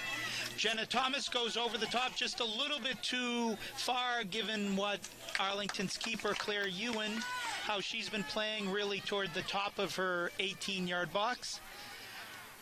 Arlington now up the right side. Nice pass in. Allie Landry steps, wins the ball, tries to find Nina Minakazi. The Belmont defense has been trying to go Nina's side a lot because they've seen that Nina's been able to outrun her Arlington counterparts on the other side. Yeah, and I think that was just, like in the first half, an inadvertent head ball by the Arlington player. Looks like Arlington's going to the bench a little bit, putting a couple of subs in right now. At least number 1, Sophie Neal, is looking to come into the game. She's waiting for the call in. Nice ball by Kiki Cristofori on the juggle, and it looks. What are they going to call on that one, Brian? Is it going to be a direct? Is it going to be a PK? No. I think it was an inadvertent head ball, unfortunately. It was, I thought Kiki did a great job of keeping the ball alive. The ball popped up. I believe it hit her right in the head, and unfortunately it's going to be a kick from here. Nice juggle win by Kiki, not letting that ball hit the ground for sure, and that it leads to a good scoring opportunity. We'll see what Belmont can do. Belmont did score a goal from a similar place to this in Winchester 3 weeks ago, where... I always have to laugh here that I have seen more refs mark out 10 yards on a football field than ever before. Like, can't you just see the balls at like the 8? And, you're on a football field. They mark it for you.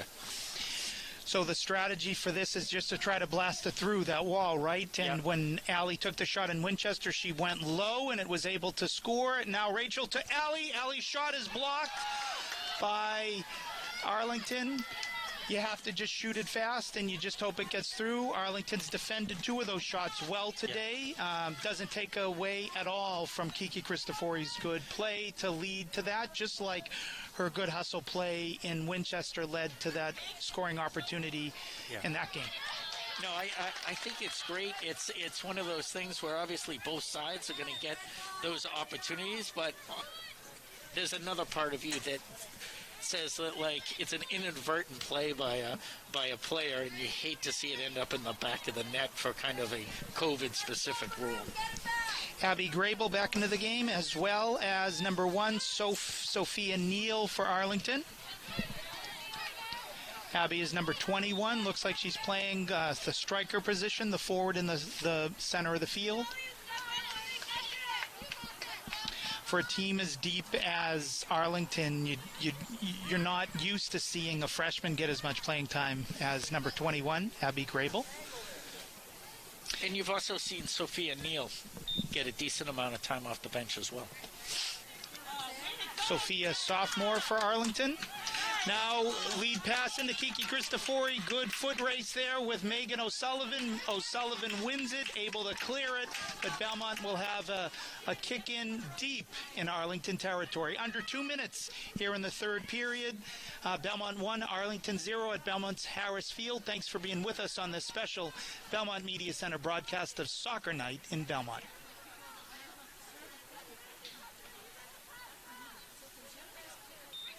Grace Kane in for Jenna Thomas. Jenna trying, and she gets the ball away, and Claire Ewan comes up for another win of the ball.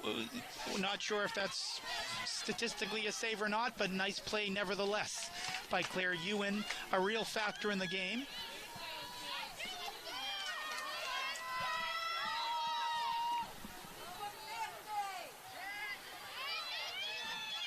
Belmont scored in the final minute of the second period. Arlington's trying to return the favor here. The shot by Arlington's Grable goes to the left of where she wanted it to go, to Abby Morin's right. It'll be a goal kick for Belmont's Abby Morin. And I think the defense will be happy giving up those 35. She's 35 yards out. That's going to be a tough shot to beat Abby.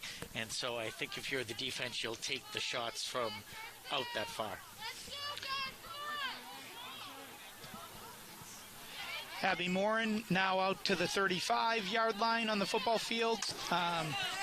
Ball won by Grace Kane, kicked out of bounds. We're probably very close to when the whistles are going to go off at the end of the third of 4 periods here.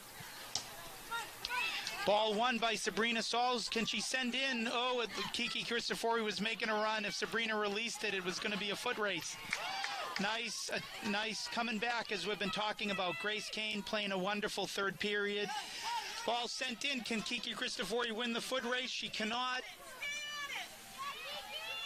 But she's not given up, and her teammate Jenna Thomas wins it. Kiki, I think, was hitting the head. Now to Nina Minakazi for the shoulder shot. They can't head this year. Nina scored a goal earlier this season off the shoulder.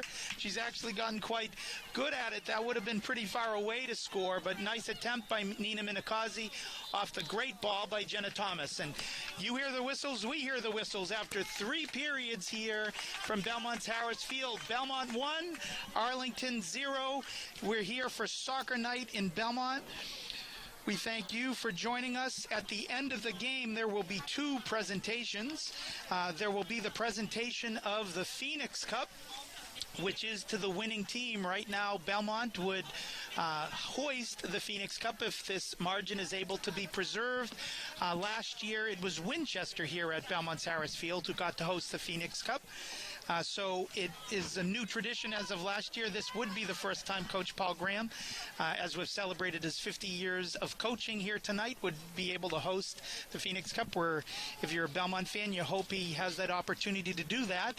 And then, as we see right here at midfield, there's a Puma soccer ball. Puma has been sponsoring Soccer Night in Belmont for a couple of years, and the Puma player of the game will be awarded soccer cleats by Puma. The players and their parents covet, if we can use that word, since we're bringing out the dictionary tonight, Brian. I can bring it out too. Covet the Puma cleats and the if they're able to be the Puma player of the game. We don't want to look too far ahead, but talk about some of the players for Belmont up 1-0 who have had some of the stronger performances. I think if you look right now, you'd have to say, obviously Jenna Thomas has had a great game.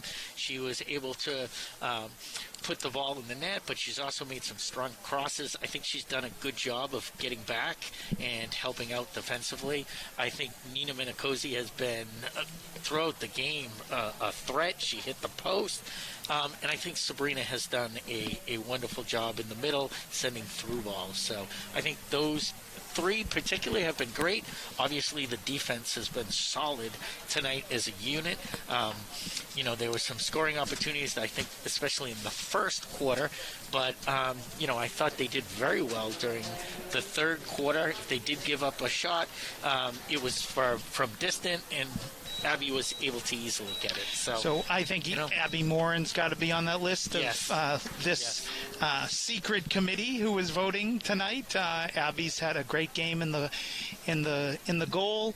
The defense feels like the offensive line in football sometimes here, that if they do what they're supposed to, you don't call their names as much, right? Yeah. So the defense for Belmont has played quite well. So it'll be a tough call right now for this committee if the game ends 1-0.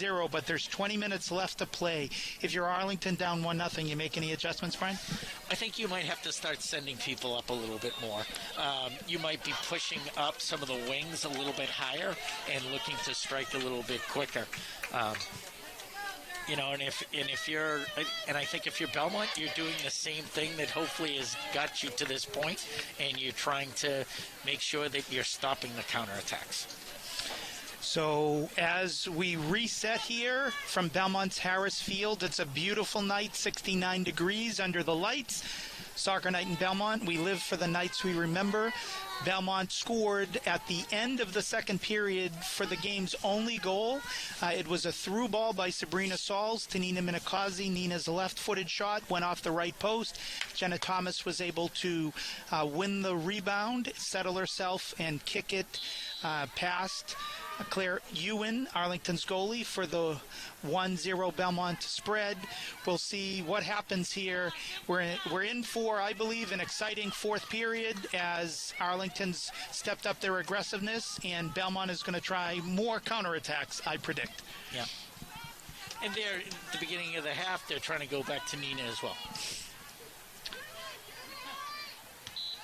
So they call the punt for going over the midfield line. It's the first time that they did that. One of the things about Arlington's defense is when you have a goalie who plays that far out and then you're playing that trap around the midfield line, if your goalie is going to be that aggressive, it makes it less likely that these counterattacks will score, which is why Nina Minakazi's goal at the end of a shot at the end of the second period was so great, because the pass was out wide, so it was further for the goalie to run. And then her shot, she didn't try to dribble around the goalie. She put it right by her off the post. And it just opened it up for Jenna Thomas and other Belmont players to be there for the rebound.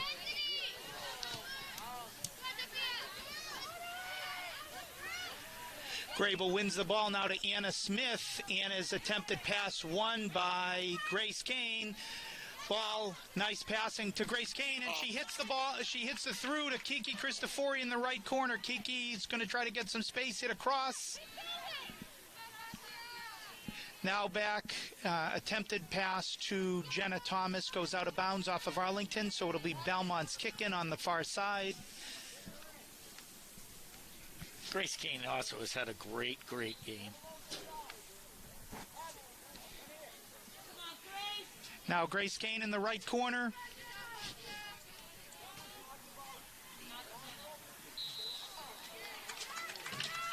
That was Jenna Thomas. It's great when you have such a loud voice like me. When you call out the wrong name, you have plenty of parents who will make sure you get the right number. Yeah, we've got a lot of assistants here tonight. It's been nice. We'll call them all officially spotters on the broadcast. The post-game show will take about 25 minutes as we'll be announcing every single spotter we have here at Harris Field. Belmont's with the offensive shot here. Ball's lofted in. And Claire Ewan reaches up. Belmont was in the right spot. I think Nina Minikazi for Belmont she had her shoulder ready. Nice play by Claire Ewan for Arlington, keeping the score. Belmont 1, Arlington 0, 17-15 left in the game here in Belmont. Abby Grable now for Arlington. And on that play, Claire comes up with the ball. She wants to punt it. She almost punts it over the 50. It didn't look like she put all of it in there. It could have been a much better counterattack, but it's part of the new rules. Ball's there in the middle of the field. Dangerous for Belmont. Belmont was giving Arlington a lot of space in their end. Long shot. Abby Morin comes up, and it goes off of her hands, and then goes off of Ashley Green's knee to tie the game. Goal for Arlington. Arlington 1, Belmont 1. Belmont would love to have that shot back. Yeah. It's, unfortunate. I think they had really done a nice job at the beginning of the quarter, but now they got to get it back. We were talking about Belmont just not as aggressive on that last series of plays in their defensive end, gave Arlington some space. Arlington just really throws up a pass, I thought, much more than a shot. And it's hard when you're looking up in the lights for a goalie with a shot that high. It goes off of Abby Morin's hands, and then her teammate Ashley Green was there to try to clear it off of a rebound, and Ashley, I don't think, saw the ball, but it went off of her leg. So now it's 1-1. We'll see. We told you we're in for an exciting fourth period here, and we're not making that up. Arlington's already scored the equalizer. We'll see how Belmont responds, and we'll see if Arlington can get another one. Wouldn't surprise me if a couple more goals were scored here, as I think the game's going to open up. Yeah. Ball won by Ashley Green. Rachel November now to Grace Kane. Back up to Kiki Cristofori, and Grace's left-footed shot hits Arlington's Anna Smith in the left side of the head. The referee's coming out to the 37-yard line to check on Anna Smith, the Arlington junior.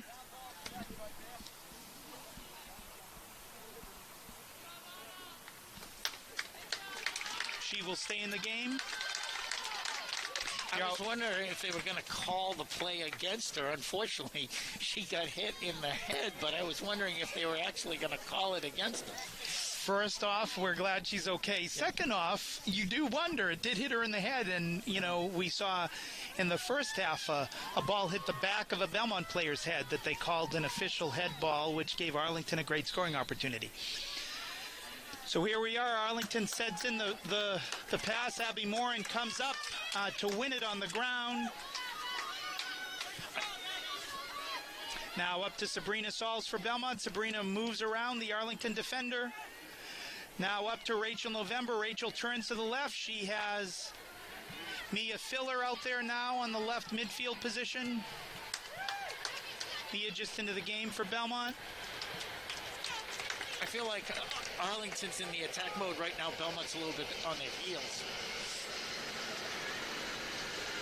Ashley Green with the kick in for Belmont as you hear the Fitchburg line of Metro North go right into the Belmont Center Station as we speak. Kiki Cristofori tries to win that ball, is unable to beat her Arlington defender. But back out to Grace Kane here. Physical play. It looks like it's going to be Belmont's kick from here.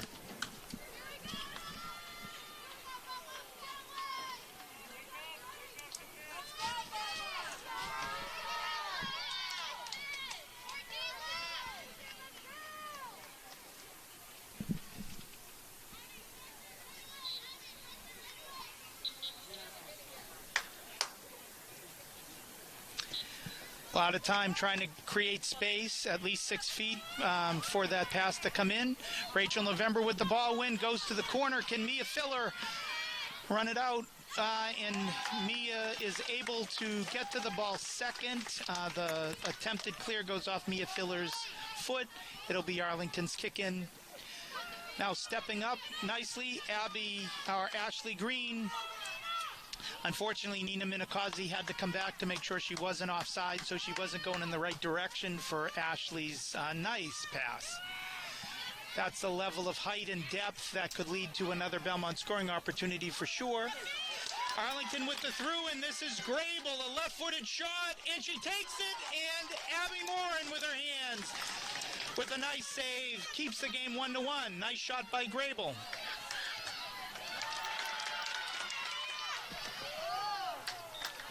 Ball just goes outside the near sideline. Mia Filler will have the kick in for Belmont.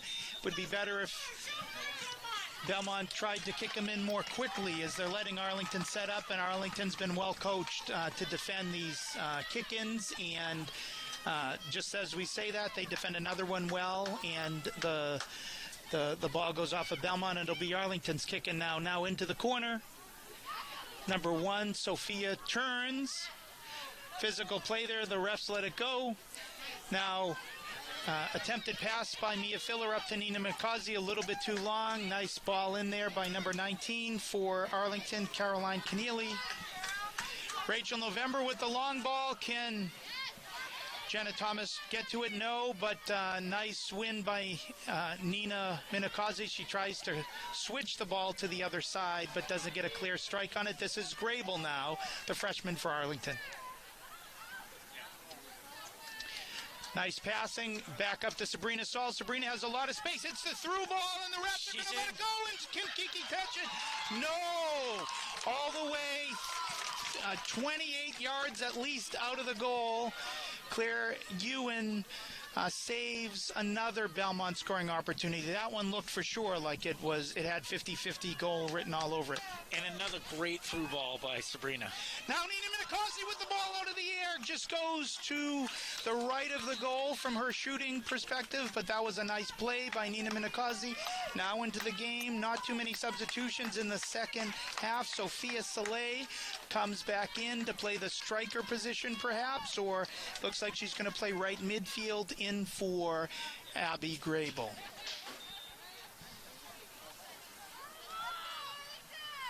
Two very good scoring opportunities in the last minute from Belmont. If you're a Belmont fan, you hope that you see a little bit more of that. Mia Filler comes up. Nicely aggressive. Arlington with the through ball. It's in. It looks like Grable did not come out. Grable was in the game 21. I got the player mixed up on that, but I thought she was offsides. The referees let her play. Good for Belmont. Pass was just a little bit too far. Now up to a lot of long balls here. Very exciting. If you're watching it at home, I'm sure, as it's exciting here at Harris Field. 10:42 left here in the ball game. 1-1, Belmont and Arlington. Now, number 3, Ella Ray in the right corner for Belmont. Ashley Green comes in physically. The refs let it go, luckily for Belmont. The game is opening up. There's so much more space right now. Part of it is the refs, in my mind, are letting them play a little bit. They're not calling it as tightly so that there's more flow in the game, and it's going back and forth. And both teams are not playing through the midfield as much. They're going way over the top. leading to these one-on-ones. Ashley Green, another physical play 2 times, and the Arlington fans are all upset, but it looks like they're not going to get away with that one. The referee who called the play was just 3 feet in front of Arlington's coach, Paul Austin, and Paul was giving him an earful down there, and Arlington's going to have... Okay, I wasn't sure if they were lining up in the middle of the field for some sort of a PK. It looks like it's going to be a direct or an indirect kick in that corner, I think Brent. it's going to be an indirect. So indirect means it can't go indirectly off the foot of the person who strikes the ball. It has to touch somebody else first. Right. So he's saying it's right outside the box. I'm making... I don't know if it's a direct or an indirect. He has his arm up, so I'm thinking it's an indirect. This is Megan O'Sullivan on the kick for Arlington, left-footed kicker. There's a whistle as she kicks it. I don't know what was happening. I can only guess. I'm not sure. I have no idea what that call is. I'm not sure. Was it and if it stumps Brian Meringer, I don't feel badly that it stumps me. Was it offsides or... was it a COVID call and you have to put it on the ground? I'm not sure. Wish like on those NFL broadcasts we had the referee in the booth with us. Yes. We don't, so we'll just speculate or take a pass on speculation like we just did. Nice attempted pass up. Nina Minakazi has caused a lot of havoc against the Arlington defensive line. Now back into the game for her second time. Bridget Gray coming in for Kiki Cristofori for Belmont.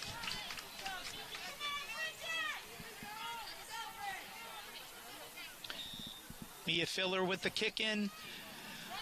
Long attempted pass to Jenna Thomas. Jen is able to receive it, but Arlington crowds are now back to Sabrina Saul. Sabrina almost with the through ball to Rachel November. Nice play by Arlington. Now back, this is Allie Landry for Belmont. Kicks it, looking for one of her teammates, intercepted by Arlington. Now into the middle. It's Sala with the shot. Now one, and over the goal by number 1. By Sophie Neal with her left-footed shot. She would like that back. She was open for the shot. My guess is she's a right-footed striker. She took it with her left, and sometimes you just get a little bit more air under it than you want. Yeah, it was a nice switch. Sabrina made a run. Kylie came back and played her position, was able to do enough there to disrupt things and have Sophia have to hit it on her left, and just didn't get as good a shot off as I think she would have liked to have had. Exciting opportunity if you're an Arlington fan now. Rachel November up to Nina Minakazi. Can Nina hit one of her teammates? She hits Jenna Thomas. Jenna's now going to try to hit the cross ball, and she's got her. Oh, almost. She almost had Grace Kane breaking in her. Yeah, Grace Kane. That would have been another exciting opportunity. And I think that's a foul pre-COVID right there. Yep, Jenna Thomas is knocked down. No embellishment on the play. That was pre-COVID. A pre-COVID foul. Belmont's kick now. Allie Landry, one of their center defenders. We'll see if this ball can get through. Bridget Gray, Nina Minakazi, Kylie Meringer into the game. All very aggressive at pursuing the ball. I would like to see her go to Sabrina right here, 10 yards up.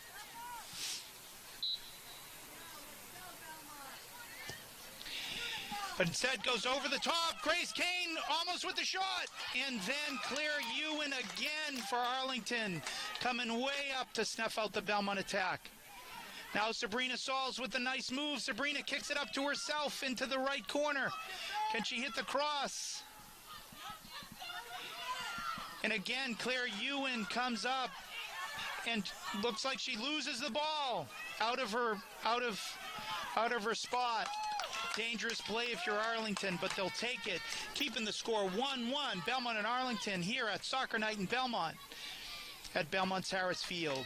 Substitution for Arlington. Anna Smith comes back into the game for number 1, Sophie Neal. Sophie just had that scoring opportunity for Arlington.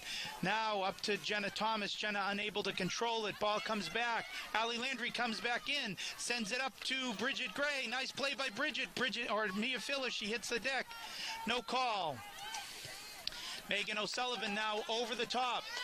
foot race. Allie Landry and Abby Grable, won by Allie Landry, but Grable coming on, so Allie kicks it out of bounds. It'll be Arlington's kick in, just over 5 minutes left here in Belmont.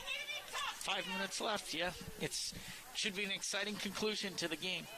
You do expect, with the flow of play now, that we'll see some scoring opportunities and some excitement. Now, Bridget Gray trying to hit Nina Minakazi. Nina's able to win the ball. Nina puts it along the right sideline, trying to find Jenna Gray. Grace Kane. Grace is able to win it. Puts it. She's going to get a passing shot off. It looks like it went off the Arlington shoulder. So it'll be Belmont's corner kick here.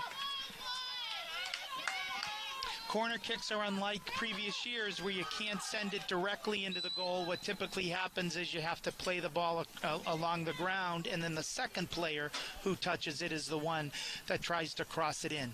Kiki Cristofori back into the game for Belmont. Coming in for Bridget Gray. You also have to change trajectory of the cross ball because you can't hit the ball in. So it's going to be more of a line drive.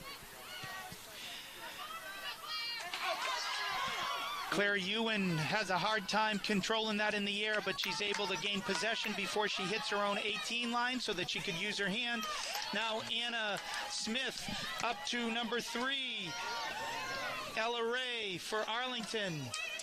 And off Ashley Green. It'll be Arlington's kick in deep in Belmont territory. 3:33 left from Harris Field. Arlington 1, Belmont 1 here, Soccer Night in Belmont. Thanks for joining us for today's broadcast. Didn't look like that should be a corner kick to me, but I think it's not. I don't believe it is, but they take the ball quick. Yep. And we're going to get a nice cross.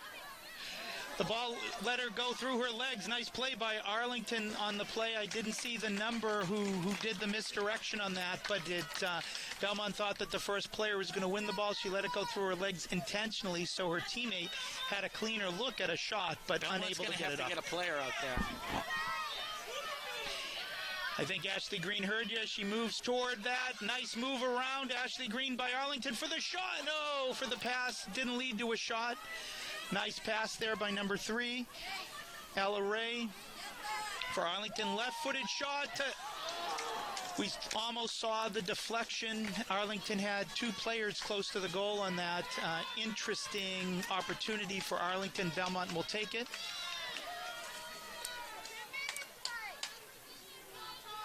.222 left in Belmont.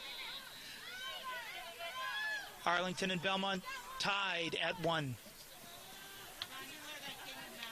It'll stay in Belmont's defensive end. The deflection off of Rachel November, Belmont's senior midfielder. Belmont wins the kick-in, but teams going back and forth. A lot of physical play. Player that ends up on the ground typically gets the call, but not that time. Nina Minakazi earns the call for Belmont. Ashley Green back to Allie Landry. Allie sends it long, but right to Megan O'Sullivan for Arlington. Now back to number 6, Megan O'Sullivan, the lefty holding midfielder for Arlington. Kylie Meringer there in the middle of the field. Nice hustle by Kylie. Kylie gets pushed to the ground. Referees let it go. Dangerous play here. Number 3 for the shot to the right of the goal. From her perspective, it'll be a goal kick for Abby Morin. Under 2 minutes left to go in the game, 1-1. If the game ends this way, Coach Paul Graham and Coach Paul Austin will have to jointly host and hoist the Phoenix Cup. It's going to be tough to do that 6 feet apart. It will, Brian. Good. That is why we pay him the big bucks for the analysis here on the Belmont Media Center broadcast from Harris Field. About 1 minute left. Good hustle here. Kylie Meringer again is knocked to the ground. Belmont trying to move quickly here. This might be the last attack. Allie Landry with the long ball up to Jenna Thomas on the right. Jenna trying to use her body, uses her back to get it over her head. Jenna has a great attempt. Who's the ref going to give it to? He gives it to Belmont. Not too much time here. Belmont trying to play as quickly as they can. One of the things you have to, though, worry about is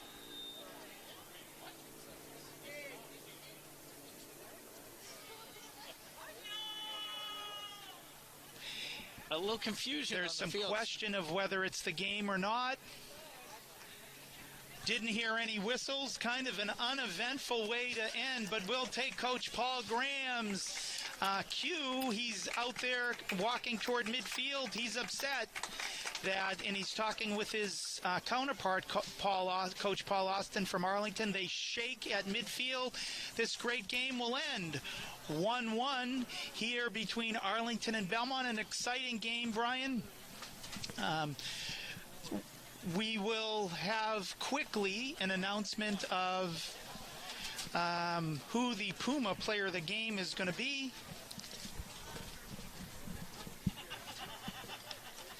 John Carson sneaks into the stadium. I'm sure he had permission. Takes the Puma soccer ball. He's going down to the field.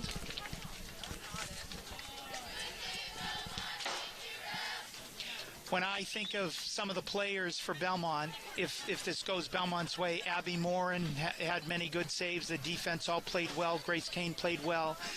But I would think Nina Minakazi created the most havoc, and her shot led to Belmont's one rebounded goal by Jenna Thomas. What do you think, Brian? Yeah, I mean, I just think there's a couple players that this could go to. But in looking overall at the game, a 1-1 game I think is fantastic. Bouncing back for Belmont, they had a really, kind of a deflating loss against Reading to come back and face an Arlington team who's in second place and really play well. I think will give them a lot of momentum. And what's great about this is you get the same team back in 4 days and you get to run it again.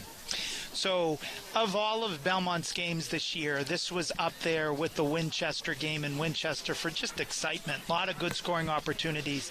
If you were given the award to the Arlington side, I think there's only one real choice, which is their goalie, who played a truly outstanding game.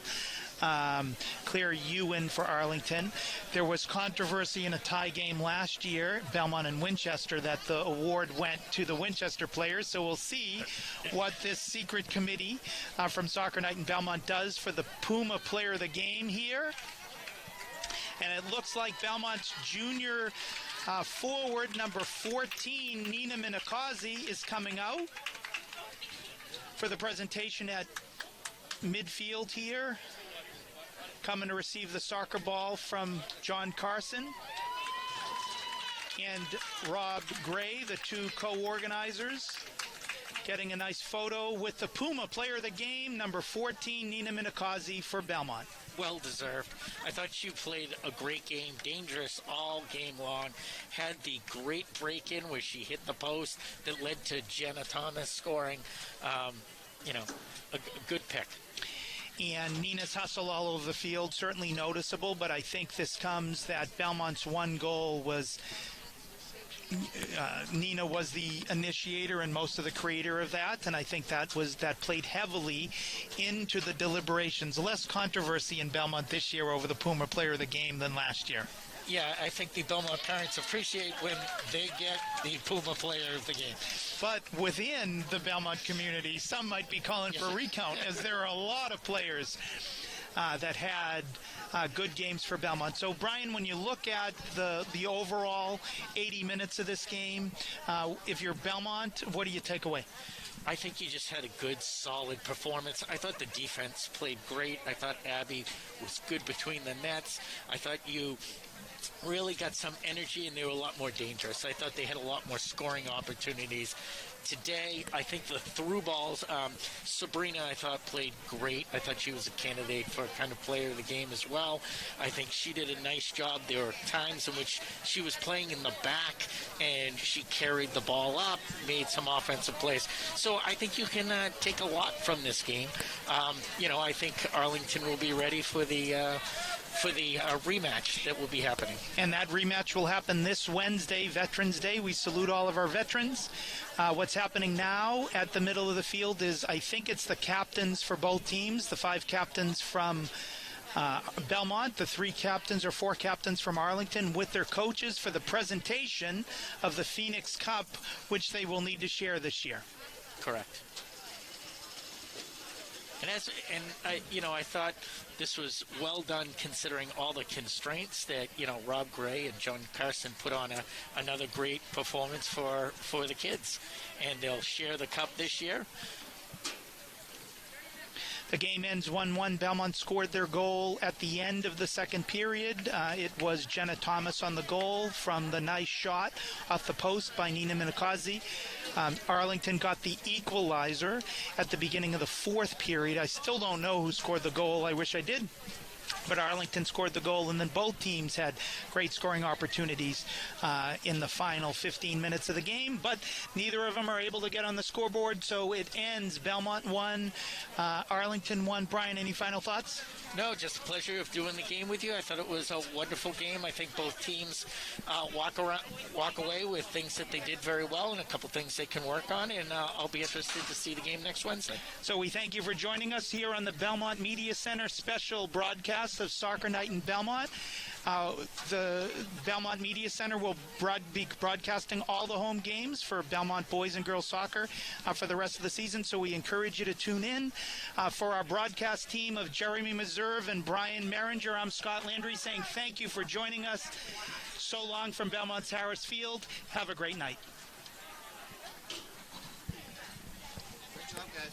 Thank you, Jeremy. Thank you.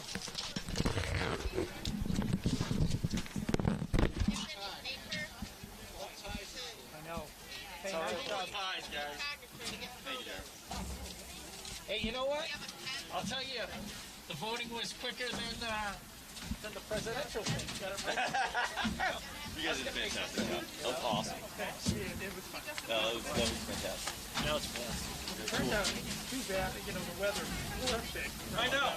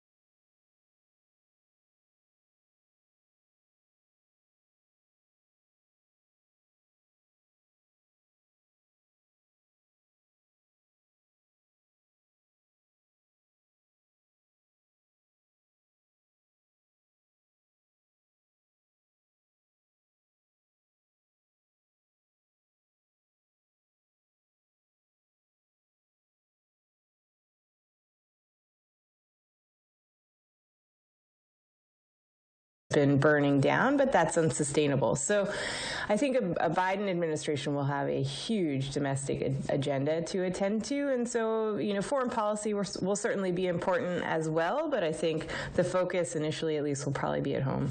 One thing that seems particularly clear is the country is divided, hurt, polarized.